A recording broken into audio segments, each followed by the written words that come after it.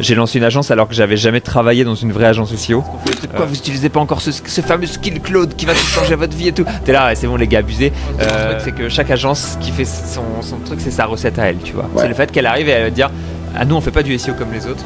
On fait du SEO comme ça, tu vois. Bon, en vrai, tout le monde te dit ça, tout le monde fait du SEO comme les autres à la fin, mais bon, vas-y, au moins, faut se vendre d'une certaine manière. Bonjour à tous, ici Thibaut. Aujourd'hui, je suis accompagné d'Adrien et de Léo Potvin. Dans cette vidéo, on va vous parler de différents sujets. Et je l'ai invité aujourd'hui parce que je voulais qu'on discute de l'évolution de son agence, de son background et de vous partager également sa vision sur le développement de l'IA dans une agence, le développement de l'IA dans des process SEO et quel est son point de vue sur ces sujets. Léo, bienvenue à toi, comment ça va ? Merci, ça fait super plaisir d'être invité. Et écoute, ça va nickel, au top, comme d'habitude, honnêtement. Une belle journée, bien ensoleillée, il fait 37 degrés en Thaïlande, la vie est belle, donc tout roule ici. Génial, parfait, super. Moi de mon côté, je t'appelle de Budapest. Ici, je suis un peu moins chaud, mais en été, il fait pas des chaleurs insoutenables, on va dire. Donc ça, c'est cool. Rapidement, on va commencer par là à chaque fois. Est-ce que tu peux te présenter rapidement pour les gens qui te connaissent pas encore ? Ouais, avec plaisir. Je m'appelle Léo Potvin, je dois avoir maintenant 10 ans de SEO dans les pattes, grosso modo. Je suis passé par pas mal de boîtes, j'ai commencé chez Cdiscount en alternance. Et ensuite, je suis passé dans beaucoup de boîtes qui faisaient de l'affiliation. Et donc j'étais Respo SEO dans ces boîtes qui faisaient de l'affiliation, d'abord à Malte, puis en Thaïlande. Et depuis 1 an et demi, grosso modo, j'ai arrêté d'être employé pour commencer ma vie d'entrepreneur.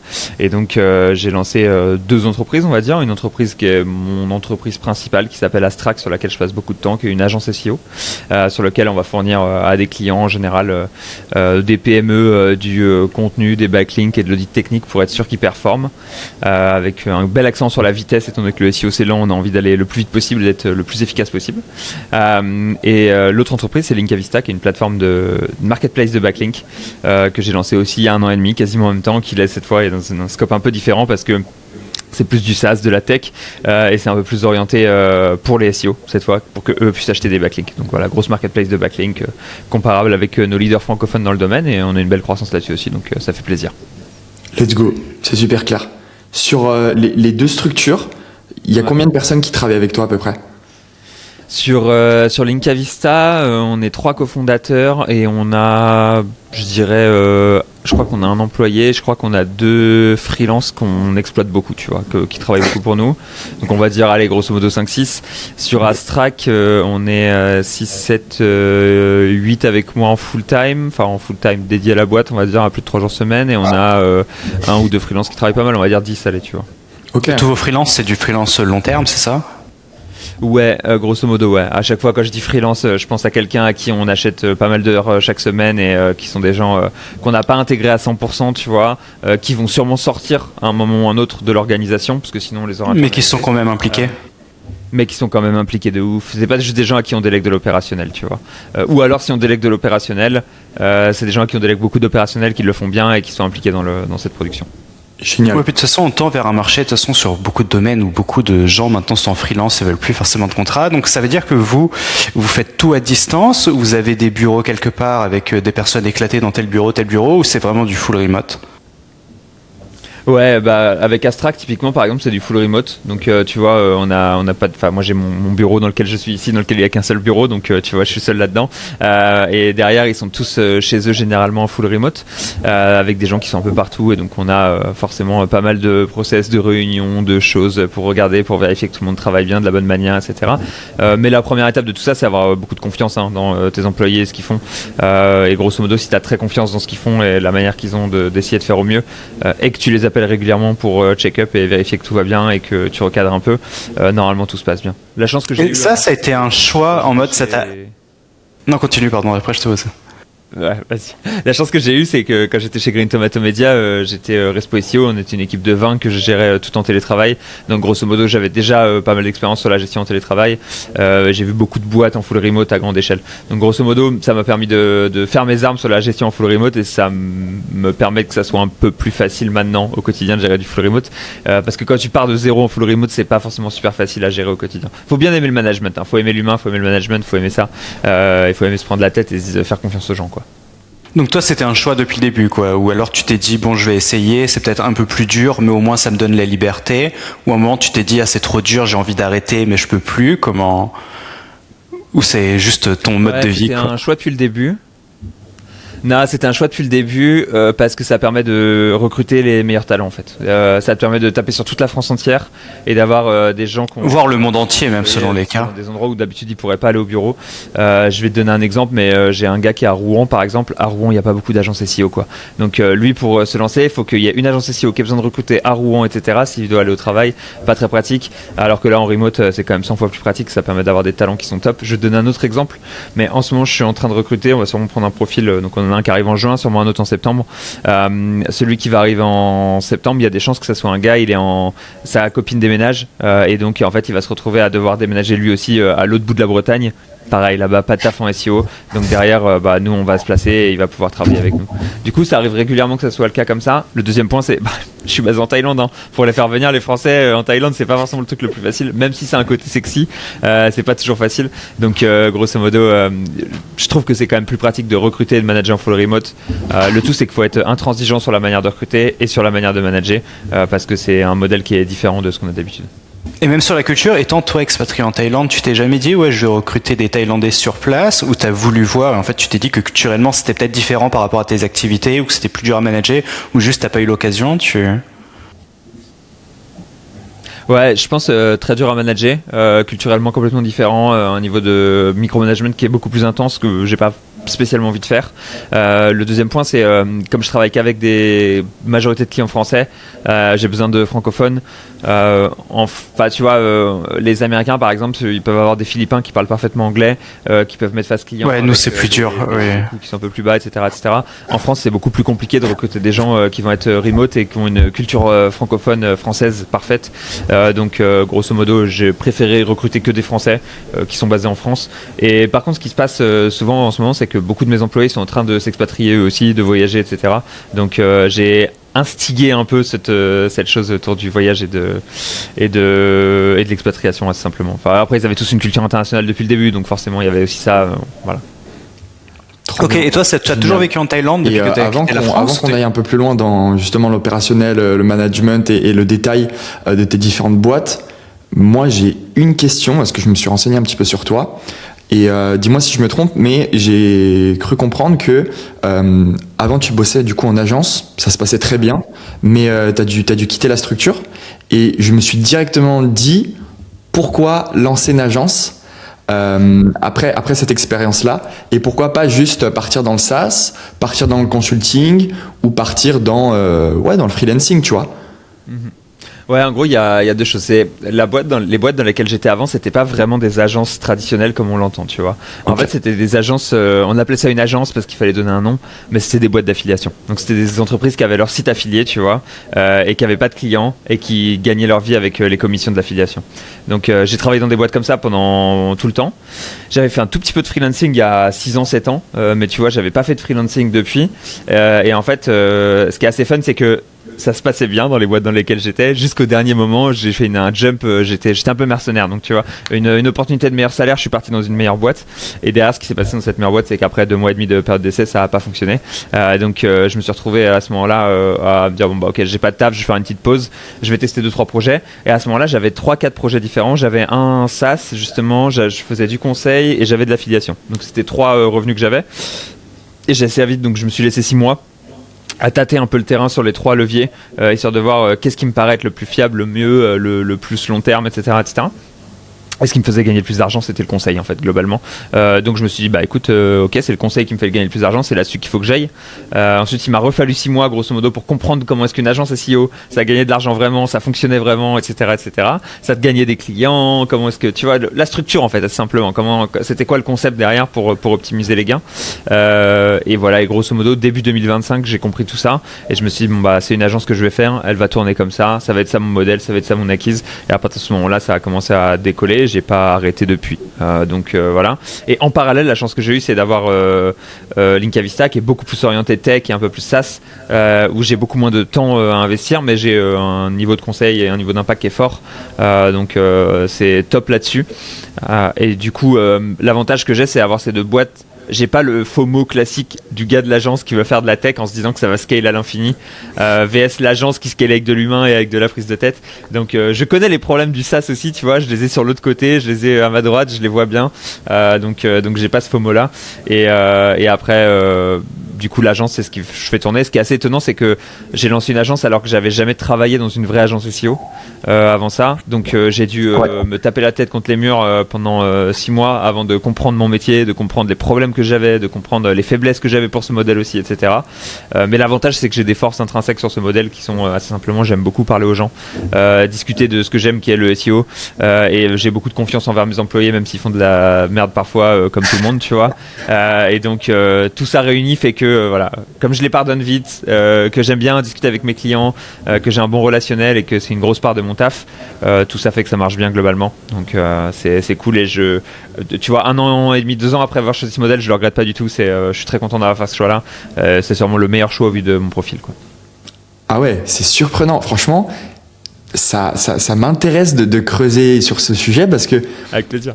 toi, personnellement, t'as des, on va dire que t'as un affect. T'as un affect pour l'humain, t'as un affect pour, j'ai même envie de dire peut-être un peu l'éducation, le fait de transmettre, le fait de former. C'est quelque chose qui te plaît, toi? Oh ouais, de ouf. Okay. Je l'ai remarqué. En fait, la première fois que je l'ai remarqué, j'étais chez Blue Window il y a 5 ans, dans une première boîte d'affiliation. Et à partir du moment où j'ai commencé à avoir des stagiaires ou des employés à former, tu vois, les autres, ils me disaient toujours, toi, t'es très très bon pour déléguer les tâches. Ça se voit que t'aimes bien déléguer, tu vois. Eux, ils le disaient avec un petit air sournois du genre, t'aimes bien déléguer, genre t'as la flemme de travailler, tu vois. Moi, j'étais là, bah ouais, c'est pas faux, mais bon, en tout cas, ça forme, tu vois, ça avance, les gars, ils avancent, etc. Et très vite, ce qui arrivait, c'était, si je me souviens d'une période à la fin de mon contrat là-bas, j'avais 2 personnes à former full-time, 3 peut-être même. Et donc, je travaillais plus, en fait. Je leur déléguais juste 100% de mon travail et je contrôlais, je leur disais, bah ça, c'est pas bien, plan refait, ça, c'est pas bien. Et du coup, en fait, j'aime beaucoup déléguer, former, tu vois, et faire travailler les gens. Manager, au global, c'est un truc que j'aime beaucoup. Là où prod, c'est un peu moins mon kiff, on va dire, et je suis très indulgent avec les gens, donc si jamais il y a des erreurs, c'est ok, tu vois, on va refaire, on va améliorer continuellement, et je suis pas trop du genre à les engueuler, plus à les motiver, donc ouais, du coup c'est un truc que j'aimais beaucoup faire historiquement, que j'aimais beaucoup faire du contenu, faire des conférences, parler de ce que je faisais, etc. Et donc ça a bien capitalisé là-dessus. Ouais. Super clair. Et donc là aujourd'hui ton objectif c'est maximiser les revenus sur l'agence premièrement. Ouais, les revenus sur les premiers objectifs sur l'agence, ça a été la croissance. Clairement, j'ai voulu focus la croissance avant de focus la renta. Et donc, on a une croissance qui est assez indécente, hein. Tu vois, l'idée, ce serait j'aimerais bien qu'on arrive à plus de 1 million ARR en 1 an et demi, quoi, grosso modo. Donc, ça sera cool en termes de croissance. C'est l'objectif d'ici, il y a moyen que ça soit atteint, tu vois, ça nous laisse encore 2-3 mois, bon, il y a moyen que ça se fasse. Et ensuite, après ça, là, la fin de l'année, l'objectif, ça va être de pouvoir, moi, me sortir progressivement de la prod, notamment de la partie commerciale, et d'être sûr que toute la partie delivery soit bien managée, qu'elle soit assez autonome, en fait, pour que je puisse venir plus d'un point de vue stratégique et moins d'être dans le jus H24, quoi. Donc là, c'est l'objectif pour la deuxième partie de l'année. Et après ça, sur l'année 2027, ce sera sûrement un objectif plus orienté rentabilité. Ou du moins garder la croissance avec la délégation. Je verrai lequel des objectifs je me file, mais voilà, au moins maintenir le portefeuille et augmenter la renta, ou alors augmenter la croissance avec une équipe déléguée. Ce sera l'objectif pour l'année prochaine. Et pour maintenir ta croissance, comment tu as résolu un peu le problème qu'ont beaucoup d'agences, qui est le problème gestion de l'humain, scaler de l'humain? T'as automatisé tout en interne, t'as des process qui sont assez carrés pour pas qu'ils se perdent dans tous les sens. Ou alors des fois c'est un peu chaotique, mais t'arrives à gérer dans le chaos? Ah, ça c'est trop marrant parce que toutes les agences elles te disent toutes la même chose. C'est ouais, c'est le chaos, c'est l'humain, là, faut gérer, faut des process super carrés. Là, là, là. Nous on est super mauvais là-dessus. Honnêtement, c'est la grosse faiblesse qu'on a, c'est la gestion de projet, le maintenir une qualité constante, etc., etc. La force qu'on a, c'est que j'ai que des gars qui sont des putains de mordus de SEO, tu vois. Comme je les ai recrutés en remote, j'ai eu le choix. Ouais, t'as des passionnés, ils kiffent ça à mort, ils adorent ça. Et donc, il y a des fois c'est chaotique, il y a des fois on est un peu en retard, il y a des fois notre gestion de projet elle est pas très, le client il capte pas trop ce qui se passe, mais globalement on délivre des perfs qui sont excellentes et on a un rapport qualité-prix qui est très bon. Donc en gros les deux l'un dans l'autre c'est généralement le but c'est on délivre des perfs le plus rapidement possible, comme ça les autres questions elles se posent plus et on se sauvegarde un peu, genre c'est bon, tous les problèmes de gestion de projet on va plus trop en entendre parler parce que ça performe, tu vois. Mais je vais pas te mentir, hein, c'est un problème sur les comptes, nos plus gros comptes, c'est un problème qu'on a, c'est que côté gestion de projet on n'est pas excellent. Et ma question c'était même plus loin, c'était sur la croissance en fait. Est-ce que tu penses que tu vas atteindre un goulot d'étranglement ou en fait votre gestion actuelle fait que tu as encore beaucoup de perspectives de croissance sans te retrouver trop étranglé, par exemple sur les gros clients? Ouais, il y a deux choses. La première chose, c'est goulot d'étranglement sur moi, d'un point de vue gestion de l'équipe. Ouais, ton temps. Normalement, ça va être fixe. Normalement, ça va être fixe bientôt. On a un nouveau manager qui arrive.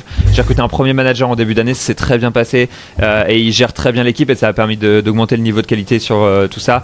Ce qui fait que là-dessus, j'ai beaucoup moins besoin d'input sur une des deux équipes de prod. Sur l'autre équipe de prod, j'ai un manager qui arrive, donc là-dessus, normalement, ça va être réglé et on devrait s'améliorer. Et ensuite. Du coup, ces deux équipes, ça sera réglé. Et ensuite, j'ai un goulot d'étranglement sur le commercial, notamment du haut décalage horaire. En gros, je peux prendre des calls que 4h30, 5 heures dans la journée. Donc, si j'ai envie d'accélérer sur la partie commerciale, je suis capé par 4 heures de call par jour, quoi. Et si tu mets quelques rendez-vous clients, un peu de management, il va me rester grosso modo, 10 calls clients par semaine ou un truc comme ça. Et c'est déjà énorme, hein. Les gens qui nous écoutent, ils vont être là, mais c'est indécent, 10 calls clients par semaine. Mais entre, la déperdition, les R1, les R2, ce que tu perds, ce que tu closes, etc.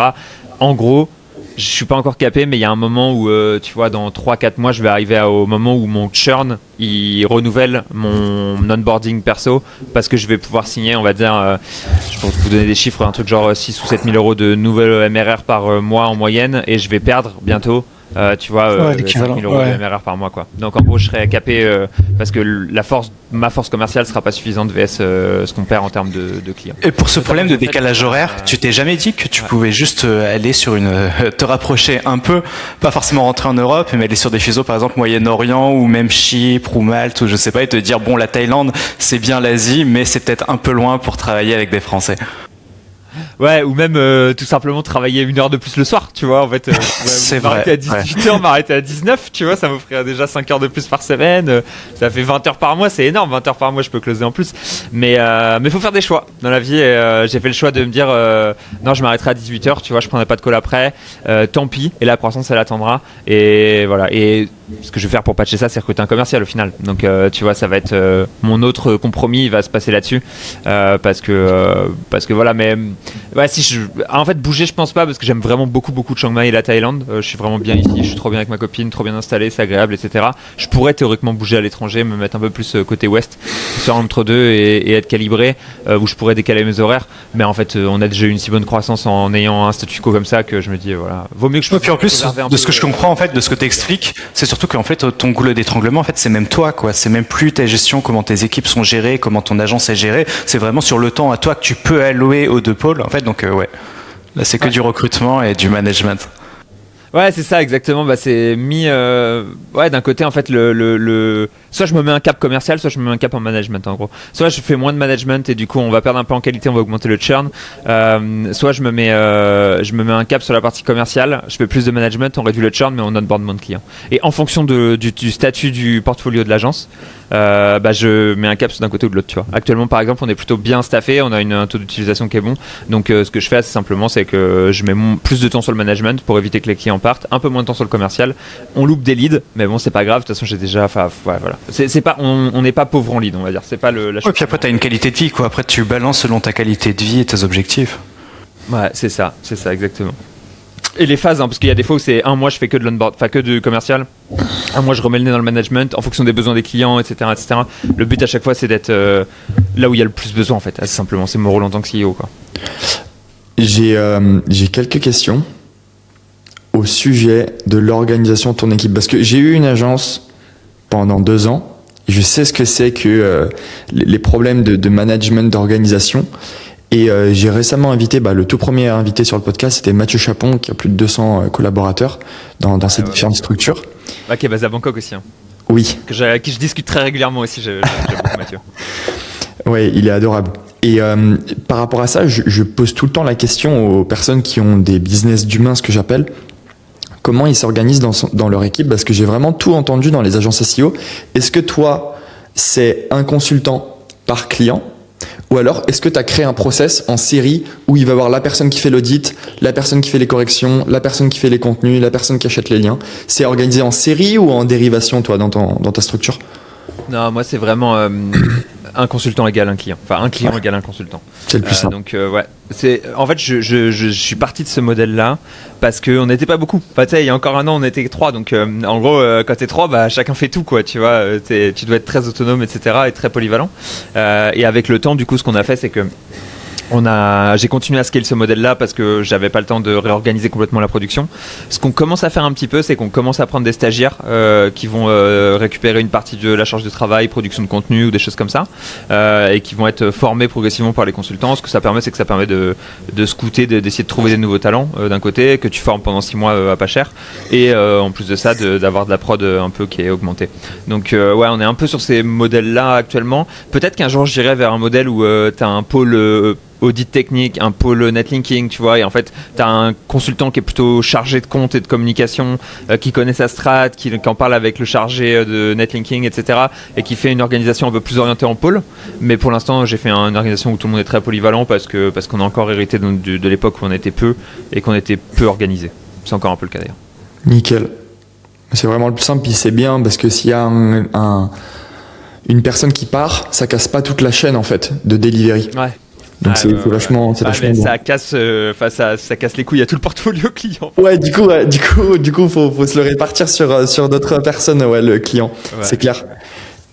Et également par rapport à tes pricing, si tu recrutes des tueurs que t'es limité en termes de temps, est-ce que tes objectifs plus tard, ça serait pas de faire évoluer tes pricing, ou est-ce que tu veux rester sur ta même typologie de clients? En fait, ce que je vois souvent, c'est soit les agences qui deviennent un peu des agences usines, mais pour moi, ça n'a pas une connotation négative, au contraire, hein. C'est fantastique des agences usines qui arrivent à faire beaucoup de clients, beaucoup de contenu, et peut-être à des pricing, tu vois, peut-être en dessous de 1 000 € par mois, ce qui est assez difficile pour une agence, ça quand même à être rentable et à tirer vraiment des belles marges de ça. Ou alors, est-ce que tu veux pas juste augmenter tes prix et changer un peu de clientèle, de passer à peut-être au-dessus des 3-4 000 € par mois, les abonnements? Ouais, 100%. Moi, l'objectif final, c'est quand même d'aller de upscale, quoi, d'aller vers les clients plus chers. Je pense que c'est plus intéressant à long terme. On fera plus de marge, ça sera plus quali, etc. La chance que j'ai avec ça, c'est que l'inconvénient, je trouve, sur la partie usine, c'est qu'on fait un peu une machine à robot. Donc, en fait, t'es très processé, t'es très carré, tout est bien rodé. Chacun a un peu sa petite checklist, etc., etc. Et de nos jours, avec l'IA, en fait, si tu fais une usine, autant qu'elle soit pas humaine que humaine, tu vois. Et de l'autre côté, si tu vas sur du premium, l'avantage c'est que comme tu dois recruter des gens qui sont très bons parce que tu vas sur du premium, etc., tu t'entoures de gens qui sont cool aussi, avec qui c'est agréable de partager, tu vois. Moi j'ai un côté quand même, c'est un proxy social qui est fort, hein, l'agence, donc je parle avec mes gars tout le temps, c'est une équipe que j'aime beaucoup être, avec qui j'aime être, et donc j'aime bien être avec des gars qui sont intéressants, intelligents, qui m'apportent des choses, tu sais, qui ont des bonnes idées. Quand ils me disent un truc, je me dis putain, grave pertinent, tu vois, trop intéressant, j'y avais pas pensé, etc. Donc ouais. Et du coup je vais forcément essayer d'aller vers du plus cher. La particularité, c'est qu'il y a 2 choses. La première, c'est je suis pas en présentiel à Paris, donc beaucoup plus dur de signer des bons clients chers à Paris, etc. Un peu process classique, grosse agence, comme Mathieu a pu le faire avec Picase par exemple dans le passé ou quoi que ce soit. Deuxième chose, c'est j'ai une teinte, j'ai une couleur sale, tu vois. J'arrive de l'affiliation, je suis basé en Thaïlande avec tous les scammers. Enfin, tu vois, c'est l'image que je renvoie, elle est pas professionnelle, sérieuse, etc. Donc ça me dessert un petit peu aussi. Mais j'espère que nos compétences et le fait qu'on soit surperformant et très présent et à l'avance en fait sur notre thématique, elle va nous servir, elle va nous permettre de signer ces clients-là. Et j'en suis sûr parce que c'est déjà ce qui est en train de se passer petit à petit. On a des appels d'offres, on a des leads qui sont extrêmement quali parce que on est sur les bonnes typologies de clients, etc., etc. Tu vois, parce qu'on a un bon savoir-faire. Donc voilà, il y a quand même un côté où c'est pas facile pour nous parce qu'on arrive d'un endroit où on était un peu plus crado. mais les gens commencent à nous faire de plus en plus confiance. L'ancienneté commence à faire son chemin aussi. Donc au fur et à mesure, on commence à y arriver petit à petit. On a fait que d'augmenter notre panier moyen entre le début et maintenant. Donc tu vois parce que logique, plus tu fais tes preuves, de toute façon, plus tu vas attirer toujours viser plus haut, puis ça va rencontrer d'autres gens qui font, et c'est normal. Mais pour le côté Thaïlande, je comprends le côté un peu image, soleil, cocotier, gens qui font des trucs bizarres, mais après t'as quand même le côté où t'as la chance d'avoir toute la période post-Covid, où en fait ça s'est quand même assez démocratisé de faire appel à des gens qui vivent à l'étranger pour X ou Y raison. Donc t'as quand même ce truc où avant c'était plus compliqué, quoi. Quand tu travaillais avec des gens à distance et tu disais que t'étais expatrié au soleil, les gens disaient mais c'est bizarre, pourquoi tu vas sous les cocotiers? Pourquoi t'es pas là dans le froid à Paris ou je ne sais où?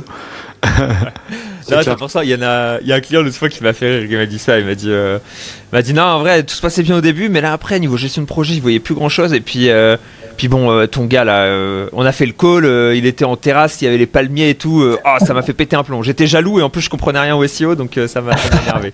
Et du coup j'étais en mode genre ok, bon ça nous sert pas tout le temps la Thaïlande, tu vois, clairement il y a des fois où ça nous dessert. Mais bon écoute, c'est pas grave, c'est les œufs. Dans tous les cas je le dis à chaque fois, les gens sont prévenus, et si c'est bloquant pour eux, écoute, il y a pas de problème, hein. Il y en a plusieurs qui me l'ont dit, qui m'ont dit non, il nous faut une agence parisienne, non il me faut une agence en France, etc. Okay. Pour quelle raison? Parce qu'ils voulaient du contact réel? C'était quoi la raison? Ou c'était juste psychologique? Je pense qu'il y a une part de psychologique et il y a une part de contact réel. Ouais, je sais pas vraiment. Honnêtement, je sais pas. J'ai jamais eu de bonne excuse pour ne pas travailler avec nous parce qu'on était en Thaïlande. Des fois, il peut y avoir des systèmes parce que comme la boîte elle est pas déclarée en France, des problèmes pour les fiscales, légales, facturation et tout le bazar. Ouais. Mais honnêtement, ça m'est presque jamais arrivé. Et sinon, une fois, quelqu'un voulait une agence parisienne pour du contact humain, je crois, ou quelque chose comme ça. Je lui ai dit que j'avais un gars à Paris, hein, je pouvais l'envoyer. On a des gars partout en France, donc on peut envoyer des gars un peu partout. Mais malheureusement, ça n'a pas suffi. Donc, écoute. Et d'ailleurs, niveau bancaire, parce que je connais pas du tout le système bancaire thaïlandais, t'as aucun problème. De toute façon, tu fais par virement. Donc, comment ça se passe pour les banques? Est-ce que des fois, ça arrive qu'il y ait des banques françaises d'un client qui dit ah non, là, on veut pas trop envoyer l'argent? Comment ça se... Parce que moi, par exemple, j'ai vécu plusieurs années, je vis actuellement aux Émirats Arabes Unis, et c'est arrivé sur mon entreprise perso Avance Rank et aussi sur l'entreprise de ma femme, des fois d'avoir des banques qui disent ah non, là, le virement, faut passer par une entité européenne pour faire des virements. Ouais, bah alors il y a deux choses. La première, c'est la boîte elle est aux US, donc je suis sur une banque. En première banque, on a eu pas mal de trucs avec les banques de soucis, enfin pas de soucis, mais voilà quoi. On se fait refuser de certaines banques parce que le montage boîte aux US, résident fiscal thaïlandais, c'est pas le truc qu'elle préfère le plus, on va dire. Et donc on était sur Payoneer pendant longtemps avec un IBAN luxembourgeois. Du coup, on pouvait recevoir en paiement européen.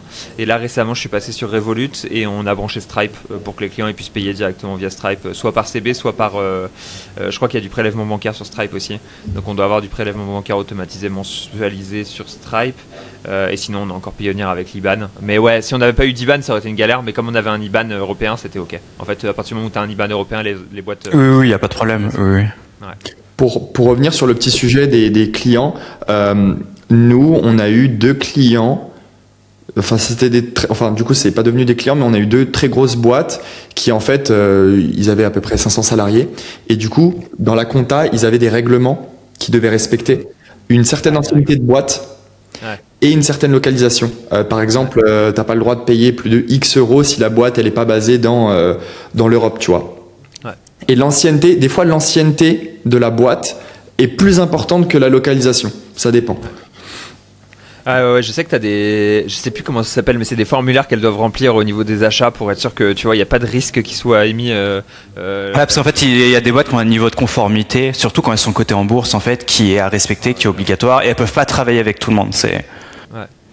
Mais c'est vrai que même, en fait, je pense, tu vois, à Cdiscount par exemple, où on était un truc du genre 1000 employés ou 2000 employés, je sais plus exactement, mais tu vois, dès qu'on devait acheter des backlinks, il nous fallait un prestataire qui soit valide sur 20 trucs différents, etc. C'était compliqué de ouf. Et on a eu la chance de trouver quelqu'un qui était valide sur tous ces points-là et de pouvoir travailler avec eux. Mais et je comprends aussi parce qu'en fait, très vite, t'es dans une grosse boîte, t'es un peu en mode budget limité, ton chef il va pas tout regarder. Tu vois, pour sortir du cash de la boîte, c'est trop facile de tricher comme ça, de faire une fausse boîte dans un pays random et de sortir des trucs avec tes potes, quoi. Donc je comprends que ces boîtes-là elles aient des niveaux de conformité, etc. qui soient exigés. Et si on me le demande et que je ne respecte pas, tant pis, tu vois, ça sera le jeu. Et toi, ça t'est jamais arrivé de te dire, ok, je vais passer telle certification ou telle, je sais pas comment ça marche, pour cocher telle case pour pouvoir attaquer ce marché-là, ces entreprises-là, ou pour l'instant t'as pas besoin? Non, pas besoin. Honnêtement, j'ai jamais eu de cas pour l'instant où on pouvait pas travailler. Mis à part tu vois, un ou deux cas parce qu'on n'était pas à Paris, mais sinon il y a quasiment jamais eu de cas où on pouvait pas travailler quelqu'un parce que on n'avait pas la bonne structure ou on n'était pas bien installé en bancaire ou quoi que ce soit. On a toujours trouvé une solution pour se faire payer ou pour travailler avec quelqu'un. Et comme on acquiert beaucoup avec le contenu aussi, l'avantage c'est que les gens viennent vers nous. Donc tu vois, ils ont envie que ça fonctionne aussi. Tu vois. Ouais, C'est donc pas nous qui allons les chercher, on les chasse pas, c'est pas trop forcé. Donc les gens ils sont quand même plutôt OP et ils trouvent des solutions aussi quoi. Génial. Ouais. Bon, parlons du sujet brûlant en ce moment, l'éléphant au milieu de la pièce. La fin du SEO, le SEO est mort, le SEO sert plus à rien. Non, Enfin, c'est bon. Voilà, c'est bon, enfin c'est mort, on peut tous retourner faire des ads sur Meta ou sur Google. Non, sérieusement, on peut plus se mentir, c'est vraiment en train de changer. Même si les pourcentages sont pas encore gigantesques, moi j'ai quand même nous on a les datas du coup des clients, comme on est connecté à leur Google Analytics et à leur Search Console, et sur certains anciens clients avec qui je suis resté très proche, il y a des clients qui font quand même 15 à 20% de leur CA depuis les IA, marque e-commerce traditionnelle, voilà, en France. Ça prend Aussi, j'en ai un, il fait, c'est un petit volume, hein, mais 50% de trafic IA, 50% de trafic Google. Tu as sur 300 visites par mois, c'est pas grand chose, mais c'est un comptable à Dubaï et tu vois, il est à 50-50 là-dessus, quoi. D'ailleurs, en parlant de trafic Google, juste petit aparté, maintenant que comme tu as Gemini qui est en haut, petit à petit, en fait, les gens iront même plus lire les liens en bas. Enfin, moi, je lis même plus les liens quand je fais une recherche Google. Maintenant, pour faire une recherche gratuite sur l'IA, en fait, je tape juste dans la barre de recherche, j'y réponds moi, et comme ça, en fait, j'ai Gemini qui me fait mon résumé. Et ça, c'est quand même assez game changer, parce qu'en fait, si t'es pas cité dans la citation de Gemini, bah, potentiellement, les gens te verront même plus, quoi. Tu manques ça, ouais. C'est pas encore le cas en France, donc c'est le cas sur tous les autres pays sauf la France, grosso modo. Ah oui, c'est vrai, moi je suis pas en France, donc ouais. Ouais, non, moi non plus je l'ai aussi, tu vois, on l'a tous les trois, mais c'est pas le cas sur toute la France. Et c'est parce que les médias français ils se battent contre ça. En gros, les médias français ils ont menacé Google de porter plainte si jamais ils déployaient ça en France.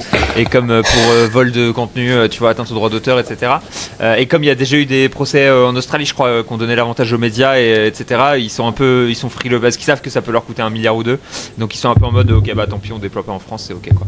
Donc ouais, moi j'attends assez impatiemment que ce soit déployé parce que quand ça va être déployé, ça va être un chaos au niveau des annonceurs et des respo market. Donc ça sera un moment où je pourrais profiter pour aller, enfin tu vois. Encore une fois, j'ai une position d'outsider qui est super intéressante. Donc moi, plus il y a de chaos dans le marché du SEO, mieux c'est parce que j'ai des réponses à peu près tout. Étant donné qu'on fait beaucoup de R&D et comme on fait beaucoup de contenu, c'est un truc où voilà, quand les gens se posent des questions, ils se tournent souvent vers nous.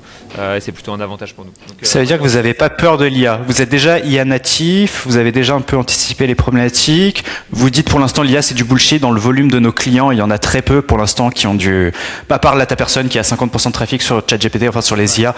Pour l'instant, tes autres clients sont pas vraiment intéressés ou ils sont curieux mais ils ne voient pas encore le trafic arriver dessus. Je pense que là on a vendu 3 ou 4 prestations qui sont pure géo, donc pure orientée IA. Le reste, dans toutes mes prestations SEO, on leur parle du géo, on leur explique que c'est intégré, on leur explique que c'est géré, etc.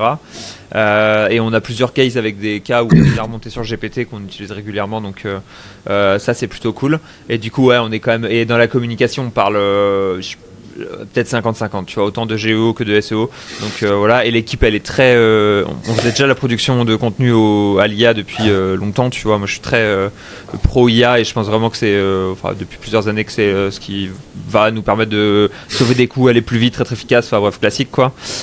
Et donc on est très IA first et on y va pas mal. Plus visibilité IA, c'est un gros truc sur lequel on travaille aussi, ouais. Ouais, à un moment donné, faut y aller quoi. Enfin, la France fait que ou les autres pays font que retarder ils font durer la souffrance, ils font durer le plaisir, tu vois. Enfin, ouais, ils font durer le plaisir ou la douleur, tu vois, mais j'ai envie de dire allons-y quoi. Allons-y. Donc tu penses pas que c'est une mode? Priorité quoi, faut accélérer. Pour toi, quoi, tu penses pas que le JO est simplement une mode et qu'en fait le JO est que du SEO ou Non, ou tu te dis non, c'est vraiment deux corps différents. Ouais, vas-y, explique ton. C'est pas vraiment deux corps différents. Ça dépend vraiment des niches. En gros. Je taquine, Ouais, non, mais t'as raison parce que en vrai, c'est une vraie question. Parce que les gens, ils blaguent toujours dessus, et moi-même, je blague dessus. Mais il y a vraiment des niches où t'as une question de le GEO et le SEO sont très différents, et t'as des niches où le GEO et le SEO sont très similaires. Donc, je vais te donner 2 exemples parce que c'est des niches que je connais très bien pour les avoir étudiées il y a pas longtemps. Si tu vas dans le CBD, par exemple, comme les sites, ils sont tous très puissants en CBD parce qu'ils peuvent faire que du SEO, ils font beaucoup de contenu, etc. Il y a des grandes franges de contenu informationnel. Le SEO et le GEO, ils sont très similaires. La différence que tu vas avoir, par exemple, dans le CBD en France, c'est que quand ChatGPT, tu lui demandes des requêtes sur il va pas forcément te répondre. CBD. Si, il va te répondre en plus. Alors, il répond pas dans le casino, par exemple, mais il va répondre sur du CBD. Et sur du CBD, il va faire des sous-requêtes, il va faire son fan-out en anglais beaucoup. Donc, trop weird, tu vois. Un comportement particulier GPT, ok, pas de problème. Du coup, la technique pour aller remonter en CBD sur du GEO, c'est de faire du contenu en anglais qui parle de la France. Tu vas dire best CBD site to buy in France, ship fast, whatever, tu vois. Et donc, en gros, quand tu fais ça, c'est un truc que tu n'aurais jamais fait en SEO naturellement, mais ça te donne un espèce de boost énorme en GEO parce que tu vas être le seul à le faire, parce que personne ne le fait, c'est pas cohérent. Mais comme chez BTV, il va faire ses recherches comme ça sur Google, et bah tu vas remonter, etc. Donc tu vois. D'ailleurs, il n'y a pas que GPT. Hein. Nous, on ne peut pas dire le truc sur ce rank. En fait, on enregistre les fannotes de tous les modèles IA, et en fait, on s'aperçoit qu'en fait, nativement, l'IA elle va faire la recherche en anglais. Ouais, c'est fou quoi. Et après, il y a des milieux dans lesquels elle fait pas du tout de la recherche en anglais, tu vois, ça dépend vraiment des trucs, mais t'as des domaines où c'est pas le cas, des domaines où c'est le cas. Donc, je suis toujours un peu en mode ok, bon bah, moi ce que je fais, c'est que j'étudie le truc. Ouais, tu vas regarder, un autre exemple. Ouais, c'est ça. Je vais te donner un autre exemple où c'est complètement différent. Où là, c'est le GEO, c'est ni du SEO, ni du GEO, c'est encore un truc complètement différent, c'est du produit. C'est les écoles de commerce. Les écoles de commerce, quand tu cherches la meilleure école de commerce pour être manager, la meilleure école de commerce pour gagner le plus d'argent, la meilleure école de commerce pour whatever, ce qui ressort à chaque fois et ce qui est pris en source quasiment à chaque fois, c'est le classement de l'étudiant, le classement du Point, le classement de Le Monde, etc. Et en fait, pour remonter en GEO, c'est très simple. Il suffit d'être très bien classé dans le classement des meilleures écoles de commerce. Et tu peux pas corrompre, tu vois, l'étudiant, le Point, Le Monde, etc. T'as quelques petits trucs, tu vas avoir t'as un site qui s'appelle meilleur bachelor, un site qui s'appelle meilleur master, qui sont des espèces de petits sites affiliés que tu vas pouvoir corrompre à la va-vite. Ça va te permettre de gagner un peu en pourcentage. Mais pour être dans les meilleures écoles de commerce, faut simplement être réellement la meilleure école de commerce. Donc en fait, c'est juste une question de produit et de qualité de service, tu vois, à la fin sur les écoles de commerce. Beaucoup plus que d'essayer de faire des petits tricks de SEO, de GEO, de whatever, quoi. Et est-ce que j'ai une question qui arrive. Est-ce que t'as pas peur qu'il y ait une sorte de polarité dans le SEO et dans le JO entre le fait que maintenant on puisse générer des articles avec l'IA? Donc en fait, avant, tu avais un copywriting où tu devais quand même payer des copywriters ou le faire toi-même. Ça mettait quand même une petite barrière. Aujourd'hui, n'importe qui peut se dire, bon, ok, je fais une petite automatisation, j'utilise un agent OpenClaw, je sais pas quoi, et tous les jours, ça va me publier tant d'articles qui vont être de mauvaise qualité parce que la personne ne sait pas forcément comment faire du SEO. Donc, est-ce que toi, tu penses que ça peut noyer une personne qui fait bien du SEO ou ça va juste créer une polarité entre les vrais articles qui sont bons, les mauvais articles, ou Google, à un moment, va se dire « Ah non, mais en fait, je vais plus me baser sur les articles parce qu'en fait, il y a trop un flot d'articles qui sont publiés quotidiennement. » Comment tu vois la chose ? T'as tout dit. En fait, Google, pour moi, le sale but de son algo, c'est d'essayer d'enlever le spam, tu vois. D'essayer de se dire comment est-ce que je fais pour pas me faire avoir par les trucs de base et pour donner le clic à quelqu'un qui est legit, tu vois. Et donc, en gros, au moment où historiquement il a nettoyé les trucs avec des mises à jour progressivement, et là récemment ok, le contenu il est devenu en abondance. Le contenu, faire du bon contenu, c'est 2 clics faire du bon contenu, c'est faire un vocal à un ChatGPT, il va nous faire un excellent contenu, tu vois. Donc les gens vont dire ouais non mais on reconnaît l'IA, il y a tel truc, c'est pas vivant, whatever. À la fin, la qualité de contenu elle est incroyable entre ce qui se faisait à la main par des copywriters avant et ce qui se fait maintenant en termes de rapport temps, efficacité, argent et tout, c'est incroyable. Donc Google il peut plus se baser là-dessus en fait, sur la qualité de contenu. Il s'y base toujours parce que forcément tu te bases un peu sur le contenu, etc. Mais c'est plus les facteurs déterminants, et on a bougé vers d'autres facteurs déterminants, notamment en fait l'attention, la rétention, les requêtes marques, tu vois. Et généralement, grosso modo, les sites qui gagnent de manière folle et qui ont des très très bonnes situations, c'est des sites qui ont des très bonnes notoriétés, qui ont des très bonnes rétentions. Généralement, ça va être les e-commerce qui font de la pub méta et qui ont des produits winners et qui marchent bien. Ça va être les sites qui ont des très bonnes autorités de marque, des marques historiques, beaucoup de requêtes marques, etc. Qui arrivent à monopoliser l'attention, les gens qui ont des très grosses communautés YouTube. Ça va être des sites comme ça, plus que les sites avec le meilleur contenu, les sites avec des centaines de millions de pages, ou les sites avec des centaines de milliers de backlinks, même si ça a quand même un effet qui est quand même non négligeable là-dessus, quoi. Génial. Franchement, on est d'accord là-dessus, hein. Avec Adrien, on le voit bien dans le logiciel. Nous, on veut absolument maximiser ça parce que en fait, nous, on bouffe du SEO toute la journée. Donc nous, c'est normal pour nous de mettre des balises H2, H3, des mots en gras, des sources, du maillage interne, tu vois. Mais il y a quand même des gens qui découvrent Make découvrent ChatGPT, ils connectent ça à leur Shopify et ils envoient 800 articles de blog sur le mot-clé brosse à dents électrique, tu vois. Et en fait, le problème, c'est que ils se retrouvent avec des milliers de contenus et ils sont juste kill par Google, ils se font one shot par Google et c'est fini pour eux, tu vois. Et je pense que tu vois, c'est super intéressant ce que tu dis. Tout le monde peut faire du bon contenu avec un vocal. Mais le truc qui est fou, c'est que oui, tout le monde peut faire ça, mais il y a personne qui le fait en fait, parce que les gens, ils ont vraiment. Et en fait, les gens, ils ont vraiment.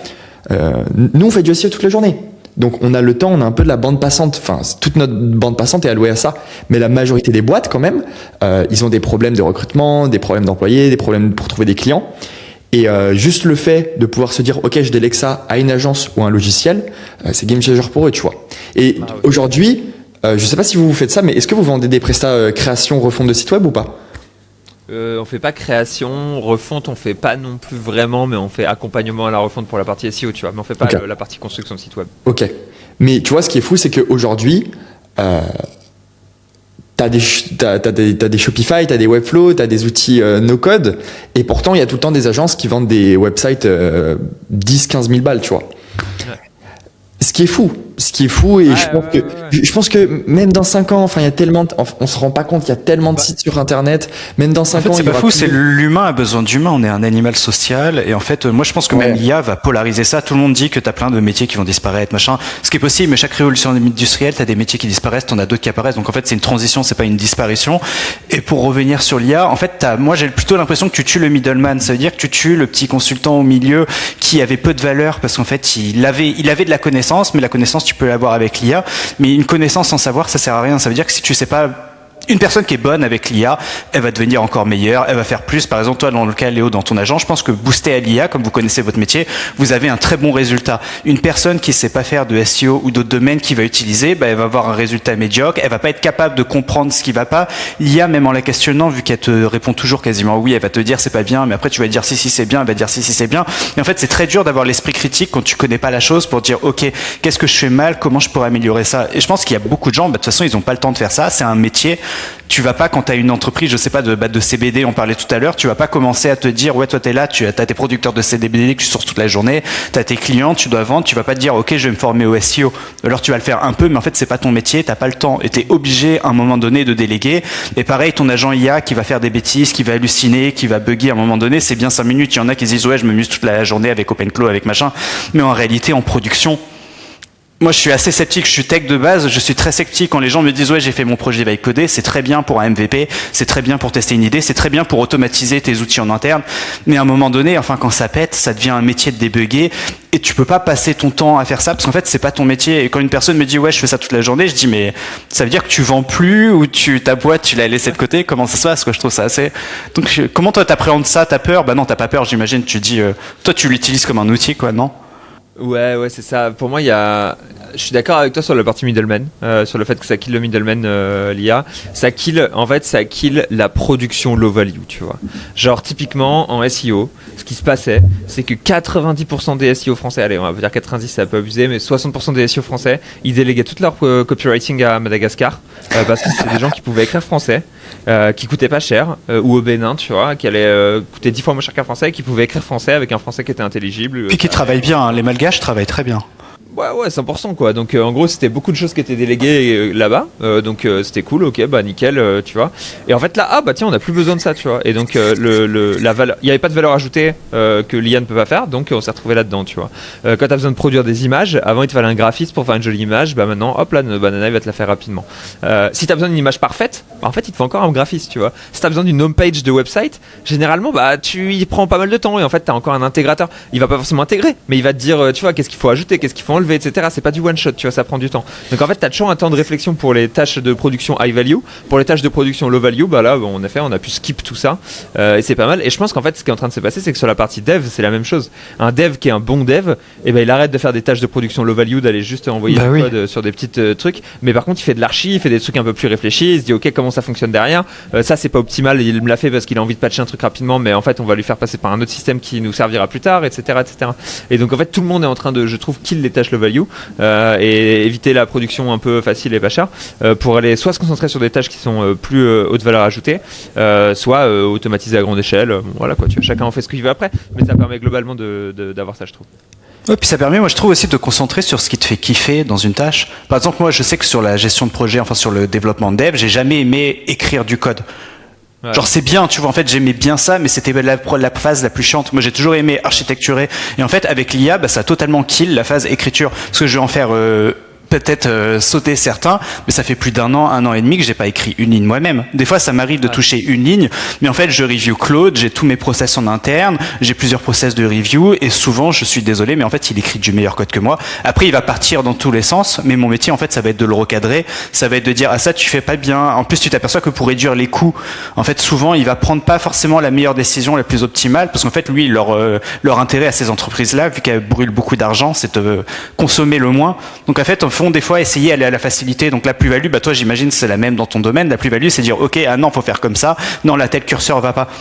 En fait, moi, ça a tué toute la partie chiante parce qu'en fait, j'adore utiliser l'IA parce que je me dis, ok, je peux en faire plus, je peux faire plein de choses en même temps et en fait, je peux tuer toute la place que j'aimais pas et me concentrer en fait sur là où la valeur ajoutée est. Ça va être dans l'architecture, ça va être dans ok, comment la piloter. Ouais. Je pense que une des chances qu'on a en SEO ou en dev, vous allez être un peu moins chanceux, c'est le fait que pour l'instant tu peux encore faire l'architecture et tu vois c'est encore intéressant pour toi de faire l'architecture et tu es encore meilleur que Claude sur la partie architecture. Dans un an ou deux, c'est plus le cas, quoi. Et non, en fait, c'est une question d'échelle. C'est pour faire un petit produit, un MVP, oui, même aujourd'hui, hein. Mais pour faire un vrai produit qui va scaler sur des centaines de milliers de personnes, des millions, honnêtement, il en est très loin. Ouais, mais tu sais, il y a 2 ans, il était à peine capable de faire un plugin WordPress, quoi. Non, mais il peut te la conseiller, l'architecture, il peut te la conseiller, mais si tu sais pas, tu sauras pas la mettre en place. C'est beaucoup trop complexe. En fait, on est quand même, quand tu atteins un vrai produit, vraiment production ready, t'as quand même des complexités. En fait, t'as quand même une complexité que les gens connaissent pas et que c'est fait très dur en veille codant. Beaucoup de gens essayent, je vois. Peut-être dans 2, 3 ans, 4 ans, ça va arriver. Mais même dans 2, 3 ans, 4 ans, honnêtement, c'est quand même, il va réussir, ça va être de mieux en mieux et tu vas pouvoir tenir dans le temps. Mais t'as quand même des problématiques qui sont trop larges pour juste son contexte, quoi.